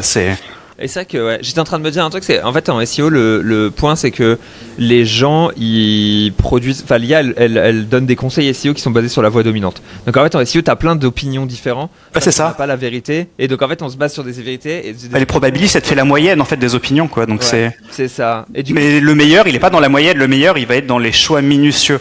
Donc en fait tu tends vers cette polarité, c'est ce que je disais sur le Middleman, mais c'est une polarité, c'est dans le dev c'est exactement pareil, c'est en fait le gars qui avait une technologie qui est moins utilisée, il va avoir une valeur ajoutée parce que lui il comprend pourquoi par exemple il va faire du Rust ou du Golang et pas faire en JavaScript comme tout le monde. Mais comme tout le monde avec l'IA va faire du JavaScript, enfin du TypeScript en back-end, en fait, à un moment, ils vont se retrouver vers des problématiques d'optique qu'ils pourront pas résoudre là où une personne va faire directement du microservice. Donc, en fait, tu as quand même un niveau de compétence qui va profiter à des petites équipes. Donc, en fait, moi, je pense que tu as de plus en plus d'entreprises qui vont faire beaucoup d'argent avec pas beaucoup d'employés. Donc, petit à petit, tu fais beaucoup d'argent avec moins d'employés, mais tu as quand même, en fait, eux, c'est les bons. Mais les mauvais, eux, en fait, ils vont se retrouver, c'est pareil. Ils vont pouvoir faire des choses, hein. Je vois que pour la petite histoire, ma femme, elle a une entreprise dans la cosmétique et en fait, dans un laboratoire. Et en fait, elle a sa cofondatrice qui n'est pas du tout dev, qui elle fait de la cosmétique pure et qui s'est retrouvée elle a fait une application en interne, elle a fait son site pour ses clients machin, elle a totalement vibe-codé une application. J'ai dit ok c'est très bien, tu vois, genre c'est incroyable. Donc là ces gens-là ils ont des possibilités, mais après à un moment c'est pas prod ready son truc, mais c'est dit c'est ouf, tu vois, c'est t'as déjà une échelle qui est très forte quoi. Et juste ce que tu disais avant sur la partie langage et tout, ça m'a fait penser à, t'as lu les trucs de Paul Graham sur Lisp ou pas? Je sais pas si c'est du tout, non. C'est très très précis comme référence, mais franchement je te conseille de ouf ça. Paul Graham, tu sais, c'est le founder de YC, de Y Combinator. Il a fait des études de philo et d'ingénierie informatique et il travaillait beaucoup sur un langage qui s'appelle Lisp, et ce langage justement il disait à chaque fois c'est abusé, tout le monde utilise du JavaScript de merde ou du Python ou du Rust, alors que Lisp c'est le seul langage qui est vraiment le plus puissant, tu vois. Il a toute une théorie là-dessus sur le fait que tout le monde fait des mauvais choix parce que tout le monde a envie d'avoir une solution viable, mais que personne fait le meilleur choix, etc. quoi. Et il a fait plusieurs essais sur le fait que choisir le bon langage en informatique c'était quelque chose de particulièrement important, etc. pour la puissance, la rapidité sur plein de choses, et voilà, bref. Mais c'est assez intéressant. Puis qu'en informatique, c'est même pas qu'une question de langage, c'est qu'en fait, je pense que dans tous les domaines, que ce soit le SEO, l'informatique ou tout, en fait, quand tu commences un projet, quand tu es expert, tu sais dans quelle direction partir. Et en fait, le langage, c'est pareil, c'est ok, comment je commence à écrire sur ma feuille blanche, dans quelle direction je vais partir. Mais ça, en fait, faut avoir la connaissance. T'as ta big picture avant de commencer. Ouais, c'est ça. Et c'est là où l'IA, en fait, l'IA, elle va t'aider sur ça, elle va t'architecturer. Enfin, des fois, elle te fait une très belle big picture. Mais en fait, si t'as pas la connaissance et que t'as pas l'expertise, comment tu peux choisir la voie A, la voie B ou la voie C? C'est compliqué. Et en fait, une fois que t'es dans une voie, des fois, dans plein de domaines, particulièrement dans le dev, mais enfin partout, c'est très difficile de changer. Parce qu'après, t'as tes process, parce que t'as construit, des fois même t'as une vision, t'es dans un tunnel, et en fait, c'est dur de dire, ah ouais, mais en fait, je me suis complètement trompé de direction. Et une fois que t'y es, des fois, c'est quasiment impossible de changer, ou c'est difficile, donc et ça, je pense pas que l'IA va le résoudre en 2-3 ans, quoi. Moi, je suis assez sceptique sur ça, tu vois, je suis l'inverse du truc où tout le monde dit, ouais, machin. Quand tu l'utilises au quotidien, c'est incroyable. Donc, je peux pas prédire, mais t'as quand même des barrières qui commencent à se faire ressentir, qui se ressentaient pas il y a 2 ans. Et là, moi, je commence à voir déjà petit à petit un petit plafond qui se dessine. Je trouve que c'est ça justement j'ai pas envie de dire un peu la limite actuellement, mais j'ai l'impression quand on parle de contexte, souvent, enfin moi je me représentais le contexte de manière un peu horizontale. Voilà, le contexte c'est la largeur, mais en fait pour moi le contexte il a 2 dimensions. Il y a la largeur du projet. Par exemple, ça pourrait être tous les mots-clés ou l'architecture que tu vas faire sur un site. Et après, il y a la profondeur. C'est par exemple quel champ sémantique, sur quels axes tu vas t'orienter sur chaque article, tu vois. Et j'ai l'impression que ce soit dans le code ou dans le SEO, il y a encore des grosses limites à prendre les deux en compte. C'est pour ça que quand tu démarres Claude Code et que tu lui demandes de faire une grosse app, il va gérer ça avec des sous-agents pour faire justement chaque article, etc. Et je trouve que c'est là où elle est la problématique, tu vois. Léo, tu disais dans quelques mois, voire années, l'IA pourra te faire l'architecture. Oui, il y a une forte progression, mais franchement, je pensais la même chose que toi au début d'année. Et après, quand Adrien il m'a montré l'architecture du logiciel qu'on est en train de développer là, franchement, il faut se lever tôt le matin. Enfin, faut être concentré, tu vois. Faut prendre un bon café avant de commencer la journée parce que purée, il y en a des dépendances. Et ça, c'est vraiment, en fait. Quand t'es pas dedans, tu dis ouais l'IA ça va tout kill parce que tu vois juste le front-end en fait. C'est comme toi, tes clients, je suis sûr que t'as déjà eu en call des gens qui disent ouais mais pourquoi tes contenus coûtent aussi cher, moi je peux le faire avec Claude Code, tu vois. Mais ils comprennent pas la profondeur, la subtilité. Ouais, je suis d'accord. Non, faut leur expliquer. C'est des choses. En vrai, je suis d'accord sur plein de trucs. Mais on y va. Mais on y va. On est d'accord. On y va. On est d'accord. Mais la question. Et en fait, je pense que naturellement, on a une envie de protéger ce concept. Une envie de dire que on veut se rassurer. Non, moi je considère qu'elle sert beaucoup moins. Ouais, moi je suis entièrement d'accord avec toi. Je pense comme toi, mais je considère aussi que celui qui est early et qui en tire profit. En fait, t'as encore du temps, quoi, avant que tout le monde utilise l'IA. Parce qu'en fait, sur la planète, quand tu regardes, ok, l'adoption se fait, mais en fait, elle se fait très lentement. Dès que tu sors de l'écosystème tech, il y en a plein du tout qui n'utilisent pas l'IA. En plus, quand tu l'utilises, tu as quand même une bonne valeur ajoutée qui dit « Ok, je me fais remplacer aujourd'hui. » Comme je t'ai dit, la phase de production de code, enfin, il y a plein de cas où je vais pas employer un freelance, je vais pas recruter un dev parce que je suis désolé, mon gars, Claude le fait mieux que toi. Genre, c'est vrai, ça arrive. Mais il y a d'autres cas où tu te dis, en fait, la personne qui va l'utiliser, qui va être malin, qui sait bien s'en servir, elle va quand même faire l'équivalent de 2, 3, 4 travails. Donc, tu vois ce que je veux dire? T'as quand même une transition qui se fait. C'est pas aujourd'hui, t'arrives, elle dit, coucou, je t'ai tué, tu vois, au revoir ton métier, tu peux aller sous les cocotiers, te rejoindre en Thaïlande. Ouais, ça serait trop bien. Non, ouais, clairement, je suis d'accord aussi là-dessus, c'est très progressif, ça se fait tranquillement. Le problème qu'il y a en fait un peu là-dessus, c'est le fait que comme c'est assez révolutionnaire, que tu as beaucoup de gens qui passent beaucoup de temps là-dessus, ils sont un peu en mode regarde tout ce que je sais faire avec l'IA, regarde ce que j'arrive à faire, regarde comment est-ce qu'on fait les trucs, quoi, vous utilisez pas encore ce fameux skill Claude qui va tout changer votre vie et tout. T'es là, ouais, c'est bon les gars, abusez. Je pense que tu as 2 réalités là-dessus. La première, c'est les gens ils sont trop en mode exalté, alors que en production on voit rarement des choses game changer, tu vois. Il y a rarement des gens qui sont à créer des skills Claude toute la journée, qui sont riches, alors qu'il est soit de prestations, soit d'avoir fait un SaaS qui le tout, tu vois. Et la réalité, elle est souvent ailleurs en fait. C'est que oui, on peut faire plein de choses, mais quand tout le monde peut faire plein de choses, c'est des nouvelles choses qui comptent. Et donc en fait, souvent, comme tu disais tout à l'heure, la commercialisation, elle est pas vraiment faite ou pas bien faite, etc. Ok, ça donne des bons produits, c'est des produits intéressants, mais ils sont pas mis à l'échelle et tout. Donc, et pour sortir de l'aspect tech, quand un client va te voir et te dit, en fait, j'ai plus besoin de toi, ou ça, je peux le faire avec Claude, ou ça, je peux le faire avec l'IA. Ça t'est arrivé? Ouais. Comment tu gères ça? Est-ce que tu arrives à le récupérer, ou est-ce que tu dis, mon gars, tu sais pas? Comment tu manages ce genre de personnes? Ouais, ça m'est arrivé. Sachant que la question est légitime en plus. Ah ouais, non mais de ouf, ça m'est arrivé une fois vraiment. Et j'étais. Première chose que j'ai fait, c'est qu'en fait, j'aurais dit, franchement, si vous arrivez à faire notre travail avec Claude, les gars, mais go, hein. Enfin, ça va vous coûter moins cher, tu vois, profitez-en. Moi, je demande que ça. Je dis, par contre, bon, bah voilà, si ça performe pas, vous pourrez revenir nous voir, on vous donnera des conseils et tant mieux, tu vois, on fera une collab à deux. Et après, ils m'ont dit, non, mais on a envie de travailler avec vous, je veux juste savoir c'est quoi votre valeur ajoutée vis-à-vis de ce qu'on a déjà fait, tu vois, grosso modo. Donc, ils m'ont fait voir leur process CloudBot, OpenClaw et compagnie. Et je suis tombé sur. Donc, ils m'ont fait voir un de leurs audits que OpenClaw avait fait sur leur SEO. Et juré, il y avait 3-4 trucs qui étaient très très solides, tu vois. Dans les 10 recos, il y avait peut-être 60% des recos que je comptais leur faire. Donc en gros, ils avaient déjà de base un truc qui marchait très bien. La grosse chance que j'ai eue, c'est que la première reco, c'était un truc du genre votre site il est pas accessible nan, et c'est parce que eux avaient bloqué Claude en RobotXT, et tu vois en fait le RobotXT il est accessible, moi je sais, je l'ai vu, j'ai capté pourquoi est-ce que lui il est, et donc en fait la première grosse reco elle était fausse, tu vois, et donc j'ai eu cette chance de pouvoir arriver, et le point d'entrée il était pas bon, mais sinon derrière ce qu'il y avait c'était très solide quoi, et c'est là où tu vois qu'il y a besoin de juste un tout petit peu de finesse, comprendre un peu la toute petite part de l'expertise, et en fait à deux IA plus humain on fait des trucs de ouf, mais ouais cette fois là je t'avoue j'étais pas serein, j'étais un peu en train de me chier dessus quand j'ai vu les recos, je me suis dit ah ouais c'est chaud et tout. Et après la première, heureusement, elle m'a sauvé. Je me suis dit, bon, heureusement, il y a ça. Ah, mais c'est ça en fait, c'est que ta valeur est dans la finition. En fait, ta valeur, elle va être dans le truc que l'IA sait pas faire, c'est qu'elle est pas créative. Elle fait la moyenne, elle te fait une très bonne moyenne, mais elle a pas ce truc. Par exemple, moi j'ai l'exemple toujours d'une musique. Si tu fais une vidéo, un montage, machin avec l'IA, t'as toujours le côté humain où en fait tu peux savoir quelle musique à quel moment va parler aux gens.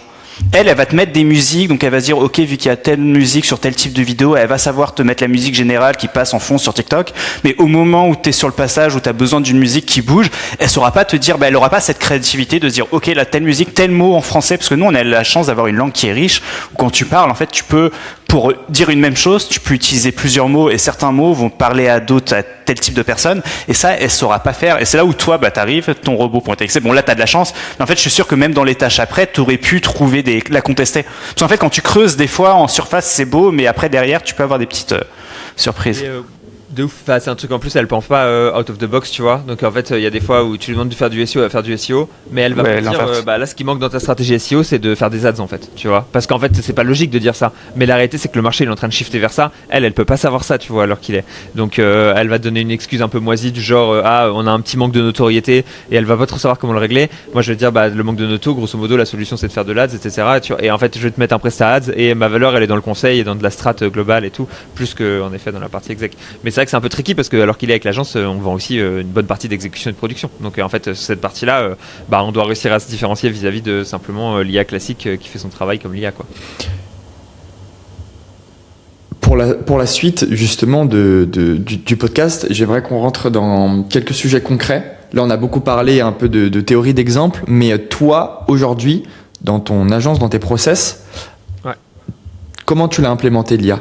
Est-ce que tous tes consultants sont sous OpenClaw toute la journée ? Est-ce que tu as une architecture particulière ? Qu'est-ce que tu as mis en place ? Ouais, non, j'ai même pas setup OpenClaw, j'ai même pas encore essayé OpenClaw, tu vois. Je fais partie des gens qui sont encore dans le FOMO. Oh non, il a pas setup OpenClaw. Comment ton agence fait pour tourner, Léo ? Comment tu peux gagner de l'argent sans avoir setup OpenClaw ? Non, j'ai pas essayé OpenClaw encore. Et en gros, ce qu'on a fait, c'est qu'on est tous, donc on a un gros abonnement Cloud en partagé qu'on utilise tous pour la partie prod de contenu. Ça, c'est un peu le b.a.-ba. Pour évidemment toutes les tâches un peu répétitives, toutes les tâches un peu chiantes, de la priorisation des fois quand tu as 200 pages à mélanger, etc. Savoir lesquelles on priorise. Plan de contenu aussi, on fait beaucoup avec ça. On a branché les MCP, on avait Alloscan, on a la Search Console, bref, on a un peu tout ça qui est automatisé, enfin qui est branché, qu'on utilise en manuel en fait pour booster un peu les gars. Et après, le gros du travail Cloud Code que moi j'ai fait personnellement, c'est plus un peu des trucs larges sur l'agence. Le premier truc que j'ai fait, c'est, là, je peux vous le faire voir, je peux partager mon écran ici, comme ça tu l'auras. Let's go. Je vous le fais voir en 2-2. C'est rien de méchant, mais tu vois, c'est juste des choses où en fait on était mauvais et il fallait qu'on devienne bon. Donc chose qu'on a fait, c'est quand t'es mauvais et qu'il faut que tu deviennes bon, tu vas là-dessus et tu fais les choses bien, quoi. Et je vais te faire voir très rapidement. Tac tac tac. C'est du reporting en fait, assez simplement. Reporting, j'ai fait ça, et donc tu sais, ça te donne tous les chiffres. Là, en l'occurrence, c'est les chiffres sur le site de l'agence. Donc tu as voilà, les pages en hausse, les pages en baisse, le trafic, tout ça c'est récupéré de la GSC. Un peu de satisfaction client, les conversions récupérées depuis GA, les mots-clés depuis Monitorrank, la visibilité IA depuis Analytics avec le trafic, etc. Taux de citation depuis l'outil de monitoring Mention Lab pour l'IA. Bref, tu vois, c'est un peu l'idée de se dire, on va mettre tout ça là-dedans, on va tout avoir, et comme ça on a un peu toute la data qu'il nous faut en un sens, parce qu'on était très mauvais sur le reporting, et donc il m'a fallu un truc pour pouvoir aller améliorer le reporting. Donc en gros tout ça je l'ai fait, ça a pris du temps, et après c'était de l'amélioration continue. À la base c'était juste la data Search Console, puis j'ai ajouté Analytics, puis j'ai ajouté autre chose, puis j'ai ajouté autre chose, puis j'améliore, puis mes consultants me disent attends là ça a merdé, puis j'envoie automatiquement par mail, etc., etc. Le but c'est de toujours se dire comment est-ce que tu fais pour en fait, faut pas faire un truc que tu fais en one shot et après t'arrêtes. Faut faire un truc que tu fais évoluer, que tu fais grossir, qui fait vivre, et en fait qui vient patcher un problème que t'as dans l'agence alors qu'il est, tu vois. Donc j'ai fait ça pour le reporting. J'ai fait quelque chose pour générer les roadmaps, donc tu vois, pour commencer nos roadmaps qui se basent sur tous les appels commerciaux que j'ai eu avec le client, sur la propale de ce que je lui ai vendu, etc., et qui génère une roadmap pour le consultant histoire de faire la passation au moment où on commence la presta. J'ai fait tout un truc d'organisation qui leur fait un calendrier un peu optimisé par rapport à tout ce qui a été vendu pour être sûr que grosso modo ils attribuent le bon temps aux bonnes tâches, etc. Ça fait un peu militaire parce que tu sais, ça leur fait le calendrier, genre les tâches heure après heure, qu'est-ce qu'il faut faire, comment le faire, etc., etc. Ouais, mais c'est une boîte, quoi. Ouais, c'est ça. Non, mais je le conseille pour ceux qui sont. J'ai des employés qui sont très bien organisés, d'autres un peu moins. Donc ceux qui sont un peu moins, j'ai dit bah écoute, suis ça pendant quelques mois et après tu peux t'en séparer, mais tu vois, ça va te mettre du cadre, etc. J'ai fait quoi d'autre aussi? J'ai fait ça c'est quoi, un système de newsletter automatique aussi pour qu'on sache, on ait des news sur les secteurs de nos clients qui arrivent toutes les semaines ou tous les mois en fonction de la fréquence d'actualité de news qu'il y a, comme ça on leur apporte un peu de valeur et on voit s'il y a des trucs chauds à toucher en SEO, etc. J'ai fait un truc côté commercial pour aller prioriser mes deals dans HubSpot et le pipeline commercial, etc. Donc pas mal de petits trucs, et souvent c'est un truc où je me dis putain j'ai un problème là-dessus. Et je peux théoriquement le patcher avec la tech ou améliorer le process qu'on a actuellement avec de la tech, et hop là je patch en faisant en gros je me fais un petit projet avec le code et derrière je déroule dessus, et les meilleurs bah je les développe, je continue de les améliorer continuellement, je les améliore continuellement, je pousse les gars à les utiliser, etc.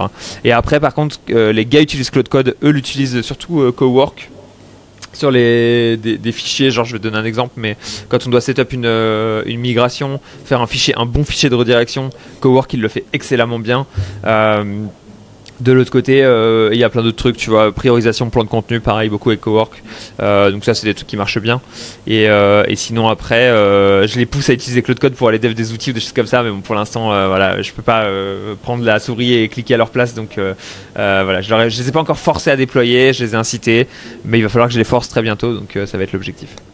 Donc tu es vraiment dans une approche où en fait tu utilises Claude, enfin l'IA en général, pour vraiment automatiser les process, créer les outils internes et en fait simplifier au maximum toutes vos tâches. Ouais, c'est ça grosso modo. Je dirais que c'est plus là où j'utilise vraiment, c'est quand je me dis là il y a un problème, tu vois. Là-dessus on est moins bon que les concurrents. Comment ça se fait? Est-ce qu'on peut patcher ça avec de la tech d'une certaine manière, tu vois? Est-ce qu'il y a un manque de clairvoyance de la part du consultant sur un truc? Est-ce que tu vois, est-ce qu'on peut améliorer ça comme ça, etc., etc. Donc en gros, je vais utiliser souvent la tech pour me dire voilà, je vais réussir à regrouper toute la data, faire un truc qui soit lisible, facile à utiliser pour eux, et les inciter à l'utiliser. En général, j'en force un ou deux à l'utiliser pour qu'ils me fassent des feedbacks, que je sache comment ça se passe vraiment et à quel point c'est utile ou pas. Et au fur et à mesure, je le démocratise au sein de l'agence. Et question idiote, mais comme tu es en agence, comment tu te rends compte sur telle tâche tu es moins bon qu'un concurrent? Comment tu arrives à t'en apercevoir au quotidien? Parce qu'au quotidien, toi, tu es avec tes clients à toi. Comment tu benchmarks d'autres agences? Tu communiques régulièrement avec d'autres agences? Comment tu vois qu'eux, ils sont meilleurs, ou un client te dit « Ah non, on faisait comme ça avant ». Tu cibles comment là où tu es mauvais pour t'améliorer? Je dirais qu'il y a deux choses. Mes consultants, ils arrivent tous d'agences différentes. Donc, j'ai un peu d'overview sur comment ça se passe dans les autres agences, etc. Donc, ça, c'est un premier point. Le deuxième point, c'est les clients qui te le disent. Hein, quand tu merdes sur un truc, ils te le disent. Quand ton reporting, il est moisi, ils disent ah, les gars, on n'a jamais votre report à l'heure. Qu'est-ce qui se passe, tu vois les autres, ils font des meilleurs reports. Nanana. Donc, bon, bah voilà, on s'améliore sur la partie reporting. Et côté organisation, pareil, on en a souffert. Il y a plusieurs clients qui nous ont dit bah, les gars, on comprend pas trop ce qui se passe côté organisation. Donc, tu dis ok, bah, comment est-ce qu'on fait pour se mettre à niveau, quoi. Et du coup, à chaque fois que j'ai une plainte de clients, généralement, je me dis comment est-ce que je vais faire pour tout donner pour patcher ce problème là et qu'il arrive plus jamais, et ça nous permet de nous améliorer. Et après des fois il y a des fois où tu te dis où c'est juste un besoin de ma part, tu vois. Sur la partie commerciale par exemple, c'était juste moi où je me disais putain je suis un peu perdu sur la partie commerciale, tu vois, j'ai pas le temps, comment est-ce que je peux utiliser ça pour essayer de me faire gagner du temps et de l'énergie. Sur ton organisation, justement, tu as mentionné quelques logiciels. Et pour t'expliquer un petit peu, nous, comment c'est né Sorank, donc avant, j'avais l'agence que j'ai passé à mon ancien cofondateur. Et du coup, au début, on s'était focus sur un logiciel que pour les agences SEO. Donc, un peu un CRM, gestion de projet, reporting automatique, partage de toutes les stats avec l'analyse géo. Ensuite, on s'était développé plutôt sur la partie visibilité géo. Et après, on s'est dit, OK, le géo, c'est pas mal, mais on va juste faire du contenu, faire les meilleurs contenus possibles pour tous ceux qui peuvent pas se payer une agence SEO, justement. Et c'est comme ça que là, on est vraiment en train de scale. Moi, j'ai une question pour toi. Quels sont les logiciels que tu veux pas remplacer, en fait? Les logiciels qui sont vraiment, genre que je me dis, celui-là, je veux pas le remplacer, quoi. En fait, c'est pas que tu veux pas le remplacer, mais c'est qu'il y a tellement de valeur avec l'abonnement que tu vois pas l'intérêt à te casser la tête à maintenir ton infrastructure. Tu vois, par exemple, j'ai vu que tu étais connecté avec HubSpot, tu vois, par exemple. Ouais. Ah ouais. Tu vois, ça, tu vas pas te réveiller un matin et te dire, ah purée, Ah non. si je refaisais mon CRM de zéro, tu vois. Top 10 des choses que tu te dis pas le matin. Je vais recréer Stripe. Je vais coder Stripe. Non, ouais, non, ouais, la banque non plus, tu sais, par exemple. Ouais. Voilà, refaire une banque. Non, en vrai, moi, il y en a plein. Moi, à la base, j'étais très contre le fait de faire des outils. Donc, c'est marrant parce que je pars de l'opposé, tu vois. Et je trouve que réinventer la roue, c'était complètement débile quand t'avais des SaaS qui faisaient déjà très bien le travail et qu'en fait, t'avais un gars qui s'occupait de maintenir le SaaS. C'est pas toi qui le maintenais, c'était l'autre gars qui le maintenait. Donc, il les prévisait, il le maintenait, il l'améliorait parce qu'il fallait qu'il soit compétitif, etc. Donc, en fait, en payant, tu déléguais, oui, la solution, mais aussi le maintien, aussi l'assurance que ça va maintenir, aussi le développement, etc. Donc, je trouvais ça trop cool de se dire, putain, je prends un SaaS, il règle un problème et en plus de ça, il va s'améliorer continuellement. Et si jamais à un moment, il devient trop merdique, il y aura un autre qui sera là pour se battre et pour essayer de prendre ça. Donc, historiquement, j'étais très orienté, on prend des SaaS et on réinvente pas la roue, les gars. Je voulais surtout pas embaucher de dev parce que je trouvais ça complètement débile d'avoir un dev parce que notre métier, c'est pas de développer des outils pour nous, c'est de aider nos clients avec ce qu'il y a sur le marché, quoi. Gros, c'était ma philosophie parce que j'ai vu trop de boîtes qui s'enlisaient dans le fait d'avoir des devs, une équipe, etc. Et en fait, ça alourdit énormément la situation. Amen. Donc, ouais, j'étais pas du tout dans Franchement, Pierre, merci. Je suis pas fou, merci. Ah ouais, trop de boîtes qui sont s'enliser en fait, c'est trop chiant, quoi. Il y a des fois où t'as besoin, parce que t'as besoin d'avoir de l'assistance technique en interne ou des choses comme ça, tu vois. Et maintenant, je commence à y réfléchir pour pouvoir fournir des services de développement qui sont des recommandations SEO directement aux clients. C'est un truc qui pourrait arriver, ça arrivera pas encore, on a le temps encore, etc. Mais c'est plus une question de quand nous on le fait, on va le faire comme des cochons avec Claude Code et compagnie. Donc c'est très dangereux, tu vois, d'arriver sur un projet client et de dire ok, on va lâcher la bête directement dessus et se dire prier pour que ça marche, quoi. Donc on le fait pas trop généralement, mais moi j'aimerais bien avoir un dev en interne qui peut le faire. Passons. Du coup, ce qui va se passer beaucoup, c'est les outils qu'on a alors qu'il est, les SaaS qui sont déjà boostés et qui sont déjà bien. Honnêtement, on remplace pas, tu vois. Moi, je vais pas essayer de réinventer la roue. C'est juste quand on a des cas un peu particuliers, etc.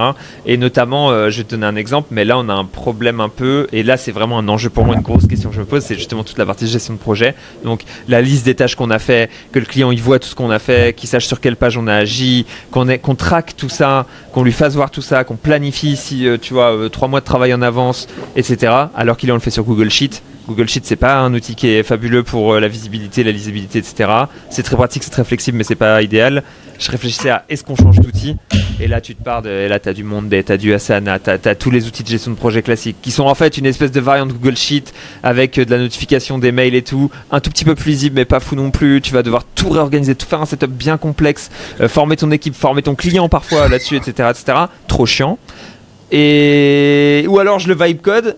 Mais vas-y, la taille de l'outil, alors qu'en fait on va réinventer la roue sur un outil qui va me coûter 20 € par mois et qui va pas vraiment améliorer la situation de Google Sheet. Donc voilà, là je suis un peu dans ce dilemme là sur la partie gestion de projet, je sais pas quoi faire. Je trouve que les 3 solutions sont mauvaises actuellement. Donc voilà, je suis un peu capé là-dedans. Et tout le monde va me dire, dans les commentaires, tout le monde va me dire waouh, non, moi j'ai un template Notion de ouf et tout, il marche trop bien. Et je suis là, genre non, c'est bon les gars, les templates Notion, j'en ai trop entendu parler, vous m'avez trop saoulé. Idem sur les templates ClickUp, Asana et compagnie.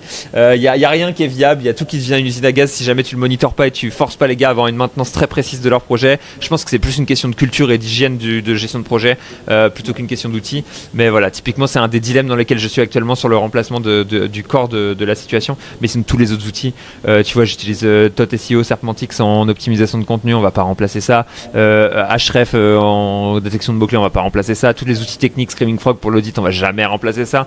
Enfin bref, il y en a plein que jamais on remplacera, la plupart d'ailleurs. Mais certains, ouais, voilà, j'y réfléchis. Souvent, c'est plutôt des patchs, des petits ponts qu'on fait entre deux besoins très précis, tu vois. Des concepts où il n'y a pas vraiment de trucs. Je vais te donner un exemple, mais quand on fait la passation entre le commercial et le consultant, je récupère toutes les datas que j'ai fait moi avec le recorder de call, avec la propale, avec tout ça. Je file tout ça à un outil, il remélange tout ça, il se calque sur nos modèles de roadmap actuels depuis Google Sheet, et il m'en refait une, tu vois. Ça, c'est un truc, il n'y a pas quelqu'un qui va le développer, le maintenir pour moi, donc bon, je l'ai fait, ça a pris 2 heures dans la journée. Normalement, il n'y a pas trop besoin de l'entretenir ou de le maintenir. C'est juste une petite fonctionnalité qu'on a patchée qui permet d'avoir une meilleure fluidité. Et d'ailleurs, souvent, c'est pas ce que j'aime bien faire, c'est une fluidité entre deux fonctions. Parce que les problèmes d'échange, c'est très souvent un problème entre fonction commerciale et consultant. Tu vois. En fait, à ce moment-là, hop là, il y a de la perte d'informations, il y a des choses qui n'ont pas été captées. Et donc, si tu arrives à patcher ça d'une certaine manière, c'est top. Tu vois. Et souvent, c'est là-dessus où je vois qu'il y a le plus de problèmes, c'est sur la passation d'une information d'une équipe à l'autre, par exemple. Et tu vois ce que tu disais là, ton problème de choisir entre un Google Sheet, un Asana ou autre. Ouais. Moi, c'était le pari que j'avais fait en novembre-décembre avec Adrien sur le fait de se dire ok, on va vraiment aller répondre à ce problème-là. On s'est confronté au marché et je veux dire quelque chose. Toutes les agences SEO fonctionnent différemment. Donc en fait, le marché te pousse à avoir un outil un peu généraliste pour les agences. Et tu retombes dans le problème d'avoir un Notion qui te permet de faire 3000 trucs, mais rien correctement, tu vois. Juste les reporting. Est-ce que tu fais du reporting de backlink? Est-ce que tu fais du reporting de page, de gain de trafic, de géo, pas de géo, de SEO? Mais, ah ouais, mais ton client, il fait aussi des ads. Et en fait, j'ai l'impression que il n'y a pas de produit. Il n'y a pas de produit vraiment, ou du moins, enfin, je dis pas avoir la vérité, mais on n'a pas réussi à le trouver et il y a d'autres marchés qui sont plus simples. Et c'est ce que je parlais avec Mathieu. Au final, une agence, c'est basé sur l'humain, c'est basé sur son portefeuille client, sa réputation, mais aussi sur ses collaborateurs. Et en fait, j'ai l'impression, ce qui est un peu le backbone, ce qui est un peu la colonne vertébrale de cette structure-là, c'est d'avoir un outil en interne. Et c'est pour ça que toutes les agences qui font plus de 3 M à l'année, en général, elles ont un tool en interne. Ou pas, mais en fait, ce qui se passe, c'est que tu as 100% raison sur un truc, c'est que chaque agence qui fait son truc, c'est sa recette à elle, tu vois. Ouais. C'est le fait qu'elle arrive et elle va dire ah, nous, on fait pas du SEO comme les autres. On fait du SEO comme ça, tu vois. Bon, en vrai, tout le monde te dit ça, tout le monde fait du SEO comme les autres à la fin, mais bon, vas-y, au moins, il faut se vendre d'une certaine manière.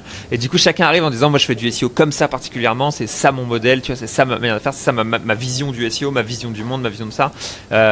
Et donc, ça veut dire que tu reportes différemment, ça veut dire que tu t'organises différemment, ça veut dire plein de choses, tu vois. Et du coup, idem, à chaque fois que je regarde un outil de gestion de projet d'une agence SEO, je me dis, d'une agence concurrente ou d'une agence ou d'un outil qui est mis sur le marché, je me dis, mais c'est pas du tout comme ça que je veux faire du SEO, moi, tu vois. Parce qu'en fait, je veux pas faire mon audit technique au début, je veux le faire en continu. Parce que ma production de contenu, je veux pas qu'elle soit faite sur un an, je veux qu'elle soit faite sur tu vois, seulement 6 semaines. Et à chaque fois, tu as une justification que tu vas apporter au client qui va être cohérente, qui va dire ah ouais, ok, je comprends, putain, c'est pertinent, c'est une bonne méthode et tout. Mais comme chacun a une méthode différente, a un discours différent, etc., comme c'est un problème qui est un peu infini avec que des opinions plus que d'une vérité, bah à la fin, en fait, tu te retrouves avec 20 outils différents qui sont tous un peu différents, tous des méthodes différentes, etc. Donc, je vais peut-être finir par créer le mien, moi aussi, hein, tu vois, ça va être l'obligation et ça va connecter mon système de gestion de charge avec l'équipe et ça va connecter mon système de reporting. Et je vais commencer à avoir une cohérence au sein de tous ces outils et ça ferait sens honnêtement. Mais pour l'instant, je suis juste en train d'hésiter. Puis est-ce que tu en as besoin actuellement ou est-ce que par exemple ça a de la valeur ajoutée de le créer actuellement ou ce serait de la perte de temps et d'argent potentiellement? C'est de temps pour toi si tu le fais toi-même, d'argent si tu recrutes un ou plusieurs devs pour le faire ou que tu délègues à une agence qui fait ça, ou est-ce que là pour l'instant c'est juste un projet en maturation, tu te dis j'en aurais besoin dans X temps, ou là tu commences à voir le goulot, tu te dis ah là ça commence à devenir tendu? Ouais, je vous l'avais précisé un peu au début, mais le problème des grands comptes, en fait, pas des grands comptes qui sont pas du tout des grands comptes, hein, mais des comptes moyens, un peu plus exigeants, un peu plus professionnels, un peu plus corporate, qui ont besoin d'une meilleure vision sur ce qu'on fait, etc. Sur laquelle on s'est tapé la tête 2 ou 3 fois, tu vois, dans les 3 derniers mois. Et donc, en gros, ils nous ont dit, les gars, on n'a pas de vision, on comprend pas. Le Google Sheet, c'est le bordel, tu vois, il est pas bien carré, etc., etc. Et donc, en fait, on commence à avoir un tout petit peu le problème. On l'a ping 2 fois, 3 fois.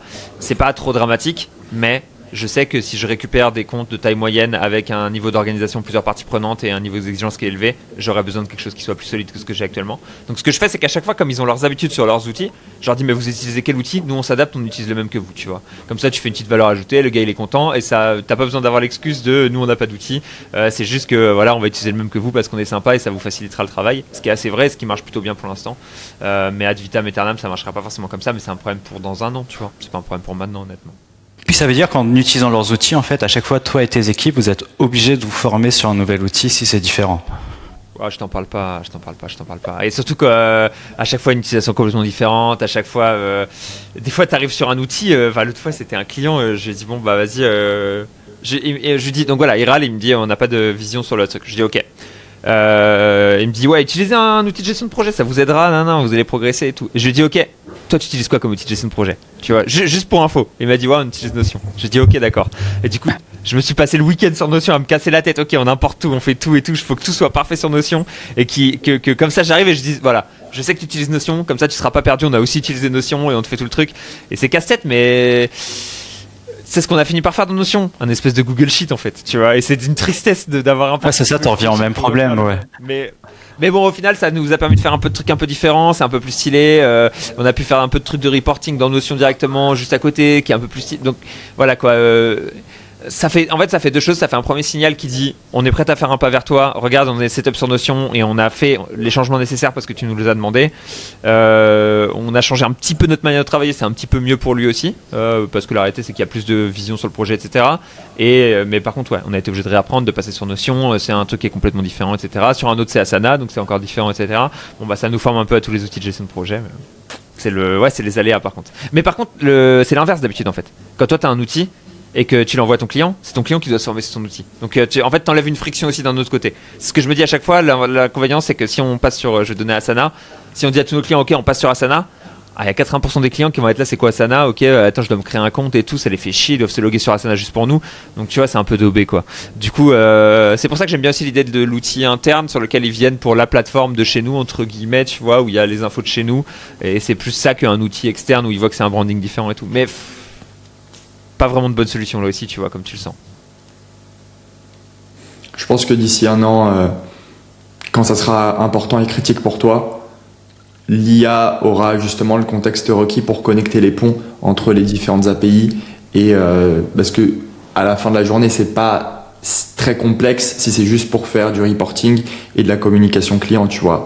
Là, on n'est pas sur un. En fait, si t'as toi ton CRM en interne avec tes Search Console, des inputs de tes collaborateurs employés qui cochent des cases sur les process de ta boîte, ça c'est pas ce qui va demander une grande complexité, je pense, de code d'ici un an, je dis. Là aujourd'hui ça peut être un peu short. Non, et même maintenant, je pense que même maintenant c'est ok, ça se fait super bien. Et le reporting, on a déjà tout automatisé, tu vois. Et c'est juste, en fait, c'est juste connecter tout ça. Mais le problème, c'est pas la connexion. C'est le temps. Le niveau de maintien. Ouais, c'est la maintenance. Devoir faire, le nombre d'évolutions qu'il va falloir faire, etc. Et le nombre de choses qui sont faites nativement par Google Sheet dont je me rends pas compte. Tu vois. Le fait que dans Google Sheet, quand tu mets arrobase et tu commences à taper le nom de ton client, il va recevoir un mail qui lui dit qu'il a été notifié sur une tâche. Tu vois ça? Ok, la notification elle est horrible, c'est un petit commentaire chelou et tout, c'est horrible. Mais ça, quand je vais devoir le redev et le refaire, c'est le genre de tout petit détail qui va faire la différence, tu vois. Et après, quand tu ajoutes une nouvelle feature, il va falloir vérifier que l'arrobase fonctionne toujours. Ah oui. Non, mais je t'en parle pas, bref. C'est pour ça que j'aime pas Dev, mais c'est devenu si facile que voilà. Pour l'instant, je vais juste nier le problème et migrer sur les outils de gestion de projet des clients. Mais à terme, on aura sûrement un outil de gestion de projet nous aussi, quoi. Ok. Parce que tu leur donnes pas accès là, à ton outil interne que tu nous as présenté tout à l'heure? Si, ils ont tous accès à l'outil interne, à ça. Ouais. Ça, on leur envoie tous les mois, au début de mois, pour avoir le reporting. Et on en parle régulièrement, ils y ont accès, ils vont le voir et tout, donc ça roule, ça va. Le problème, c'est plus. Là, ça commence à devenir une usine à gaz. Donc, tu vois, il commence à y avoir trop de data dans le reporting. Donc, il va falloir commencer à faire des choix en fonction de la pertinence pour les clients, etc.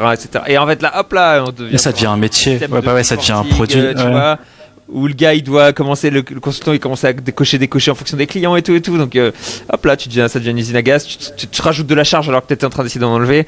Du coup, il y a des arbitrages à faire tout le temps qui sont difficiles, je trouve, sur la tech.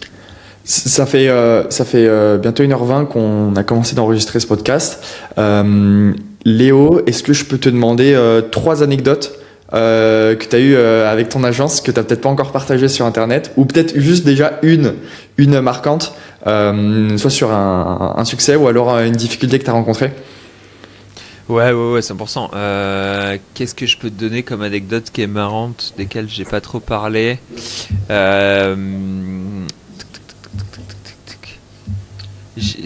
Putain, je réfléchis dans les trucs que je peux dire aussi, c'est ça qui est très non, en vrai, il y a une anecdote qui est marrante que je raconte pas souvent, mais qui est marrante. Au tout début de l'agence, ça devait être en mars dernier, donc il y a un an, un truc comme ça. Je suis sur un appel d'offres, j'ai plus un appel d'offres, mais en gros, je suis contacté par un gars depuis LinkedIn. Ce qui est trop marrant, c'est que LinkedIn, ça avait une grosse décorrélation avec YouTube. C'est 2 sources de contenu, mais 2 cibles complètement différentes. Ce qui arrive de LinkedIn, c'est très pro et très corpo et des plus gros budgets. Ce qui arrive de YouTube, c'est un peu plus petit, un peu plus, tu vois, scrappy et qui cherche à faire son truc. Et donc, le gars arrive de LinkedIn, on discute, etc. Et je me souviens, à la fin, je lui demande, ouais, est-ce que t'as déjà une idée de budget pour ce que tu veux faire?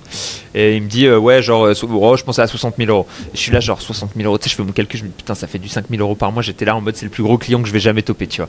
Donc, hop, là, on prépare un appel d'offres de fou furieux. Et j'étais en voyage dans le sud de la Thaïlande. Donc, comme on est très nomade avec ma copine, on bougeait souvent. Et donc, on était sur une toute petite île qui s'appelle Koh Kood, je crois, un truc comme ça. C'est une île qui fait, tu vois, il y a rien dessus, grosso modo, c'est tout perdu. Et il y avait plus de logement sur l'île, on était obligé d'être dans une toile de tente. Et du coup, on fait notre appel d'offres tous les deux, parce qu'en plus, c'était ma copine que je comptais faire travailler là-dessus en tant que consultante, tu vois. Et donc, on se retrouve tous les deux à faire l'appel d'offres, assis par terre, le PC posé sur le lit du truc, tu vois. À l'arrière, ça fait un peu fond noir parce que c'était une grosse toile de tente. Et c'était genre le plus gros appel d'offres de notre vie. On fait une demande à un budget débile, tu sais, 10-12 000 euros par mois, un truc énormissime. J'avais Skyrocket un peu trop large. On n'a pas topé le client, mais en tout cas, c'était assez intense de se dire, putain, t'es là en train de faire ton appel pour un budget que tu essaies de débloquer à 100 000 euros depuis une toile de tête dans le sud de la Thaïlande. Ta co, tu pries pour que la co, elle saute pas pendant la seule heure où t'en as besoin, tu vois, etc. Donc, ça, c'était assez fun comme anecdote, honnêtement. Dans les trucs un peu high stakes, tu vois, à gros enjeux où tu te disais on va éviter de tourner le PC d'1 centimètre parce que sinon tu vas voir qu'on est dans une toile de tente et que derrière il y a un gros Allemand qui est en train de se balader dans le camping, quoi, tu vois. Et tu saurais pourquoi tu l'as pas eu, ce client-là? Ouais, j'étais un peu débile. En gros, en plus, il m'avait donné son budget. Et il m'a dit super bonne presse et tout. Honnêtement, si j'avais juste essayé de fit le budget, j'aurais été bon. Mais ce que j'ai fait, c'est que je par-dessus, j'ai rajouté un budget backlink qui était monstrueux. Et donc, et à la fin, d'habitude, ce que je fais maintenant, qui est beaucoup mieux, c'est je leur explique que c'est modulaire, que tu vois, si on peut enlever un truc, etc., etc. Mais lui, il a vu ça comme un package global. Et du coup, au lieu de demander pour 60 000, j'ai dû demander pour 180 000, tu vois, parce que j'ai dû mettre 100 000 de budget backlink en plus. Et donc, il a vu le global et il a dit, bah, franchement, les gars, c'est super intéressant. Si j'avais le budget, j'irais avec vous, mais là, c'est trop, etc., tu vois. Et donc, au final, ça l'a pas fait. Mais j'aurais dû tout simplement faire un budget contenu à 40 000, me rajouter 20 000 de backlink. Je serais rentré dans mes clous. J'aurais eu le budget backlink qu'il me fallait aussi pour avoir un peu de déclencheur et tout, ça aurait été bien, tu vois, mais j'étais un tout petit peu trop gourmand, malheureusement. Et j'avais pas l'intelligence commerciale aussi à l'époque, mais bon. Ça t'a donné une très très bonne leçon. Ouais, c'est ça, quoi. Maintenant, je sais que, premièrement, le contenu LinkedIn, ça rapporte des clients qui ont plus d'argent que la moyenne. Ça rapporte des gens qui sont dans le SaaS B2B, qui ont levé des fonds, qui est globalement un endroit où tu as envie d'être parce qu'il y a de l'argent. Et troisièmement, ça m'a appris que, voilà, que quand un client il te donne son budget, bah, tu respectes ce budget-là, quoi. Et en allant sur tes 2 canaux d'acquisition, est-ce qu'il y a des cas où des fois tu te dis je vais plutôt prioriser un appel client d'une personne de YouTube ou de LinkedIn, ou plutôt sur 2 missions, si tu manques de temps, tu vas essayer de prioriser par exemple LinkedIn parce que ça rapporte plus d'argent, ou c'est vraiment premier arrivé, premier servi, ou t'as pas ce problème parce que peut-être tu recrutes? Comment tu gères ce cas où à un moment tu te dis j'ai peut-être trop de clients en entrée sur 2 canaux différents, sachant que tu as dit que c'était 2 cibles différentes? Ouais. Si je devais prioriser, je sais pas, c'est tricky parce que Après t'es pas obligé de prioriser, hein. Non, ouais, alors qu'il est, je priorise pas. En gros, alors qu'il est, ce qui se passe, c'est que les premiers arrivés, premiers servis. Mon emploi du temps, il est toujours ouvert. Et quand les gens ils me posent la question, je leur envoie mon emploi du temps, je dis book un slot dès que tu le souhaites, tu vois. Et on en discute. Et derrière, je fais mon process classique de vente. Donc en gros, c'est vraiment premier arrivé, premier servi là-dessus. Et si je devais un jour bloquer d'un côté ou de l'autre, ce que je fais, c'est que je module. Et notamment, j'augmente le prix minimum de la presta. Donc en gros, si je vois que j'ai beaucoup moins de temps, là actuellement, mon prix minimum de presta, presta, il doit être marqué à 500 euros par mois. Si je sens que j'ai moins de temps, je vais commencer à dire ok, maintenant le prix minimum de presta c'est 1000 euros par mois. Et du coup, ça va filtrer une partie des calls qui sont un peu moins sérieux, une partie des calls qui va un peu moins signer, etc. Et ça va rebalancer le truc. En général, je fais comme ça quand j'ai besoin de filtrer un peu plus ou un peu moins. Et ça me permet de prendre plus ou moins de gens en call et d'avoir un peu plus de gens ou plus ou moins de gens. Ok, génial. Adrien, tu avais une autre question à poser à Léo ou pas? Moi, j'ai une dernière question et je pense qu'on va finir là-dessus. C'est quoi tes objectifs pour cette fin d'année? Où c'est que tu veux aller? Et si tu as un appel à l'action à faire aussi, à aller dessus sur YouTube, LinkedIn, n'hésite pas. Ouais, mon objectif, franchement, ça serait beaucoup de performance pour tous nos clients. Ça serait top parce que ça engendrerait une bonne synergie positive pour nous aussi, pour notre réputation, pour ce qu'on fait, etc. Donc plein d'updates Google favorables pour nous et nos clients. Ça serait honnêtement le meilleur cadeau de Noël que je pourrais avoir. Ça nous permettrait d'avoir de continuer d'avoir encore une meilleure réputation que ce qu'on a déjà et de continuer dans cette voie-là. Et en termes d'appel à l'action, écoutez, si vous voulez suivre tout le contenu que je fais où je parle de SEO, de GEO et de toute la recherche et développement qu'on fait un peu au quotidien, n'hésitez pas à venir suivre sur YouTube, sur LinkedIn ou sur Twitter. Ça va être les 3 endroits généralement où je vais poster pas mal de contenu. Et voilà, si vous êtes quelqu'un de professionnel, privilégiez LinkedIn. Si vous êtes quelqu'un qui regarde des vidéos en mangeant, privilégiez YouTube. Si vous avez envie de me voir dans mes plus profonds déboires, privilégiez X, Twitter, c'est un peu plus... ça me donne une question. Alors, si tu devais garder un seul réseau social aujourd'hui, pas pour faire de l'argent, forcément ton réseau de cœur, celui où tu t'amuses le plus, c'est lequel? Twitter direct. C'est de là-bas que je viens, c'est là-bas où j'ai passé le plus de temps, c'est là-bas où j'ai... Est-ce que tu as déjà eu des clients par Twitter ou c'est vraiment juste du PVP où tu te fais connaître? Non, Non, j'ai eu des clients, j'en ai eu 3, quelque chose comme ça, alors que c'est là-bas où j'ai le plus d'ancienneté, la base de followers, etc., mais j'en ai eu 2-3, ouais.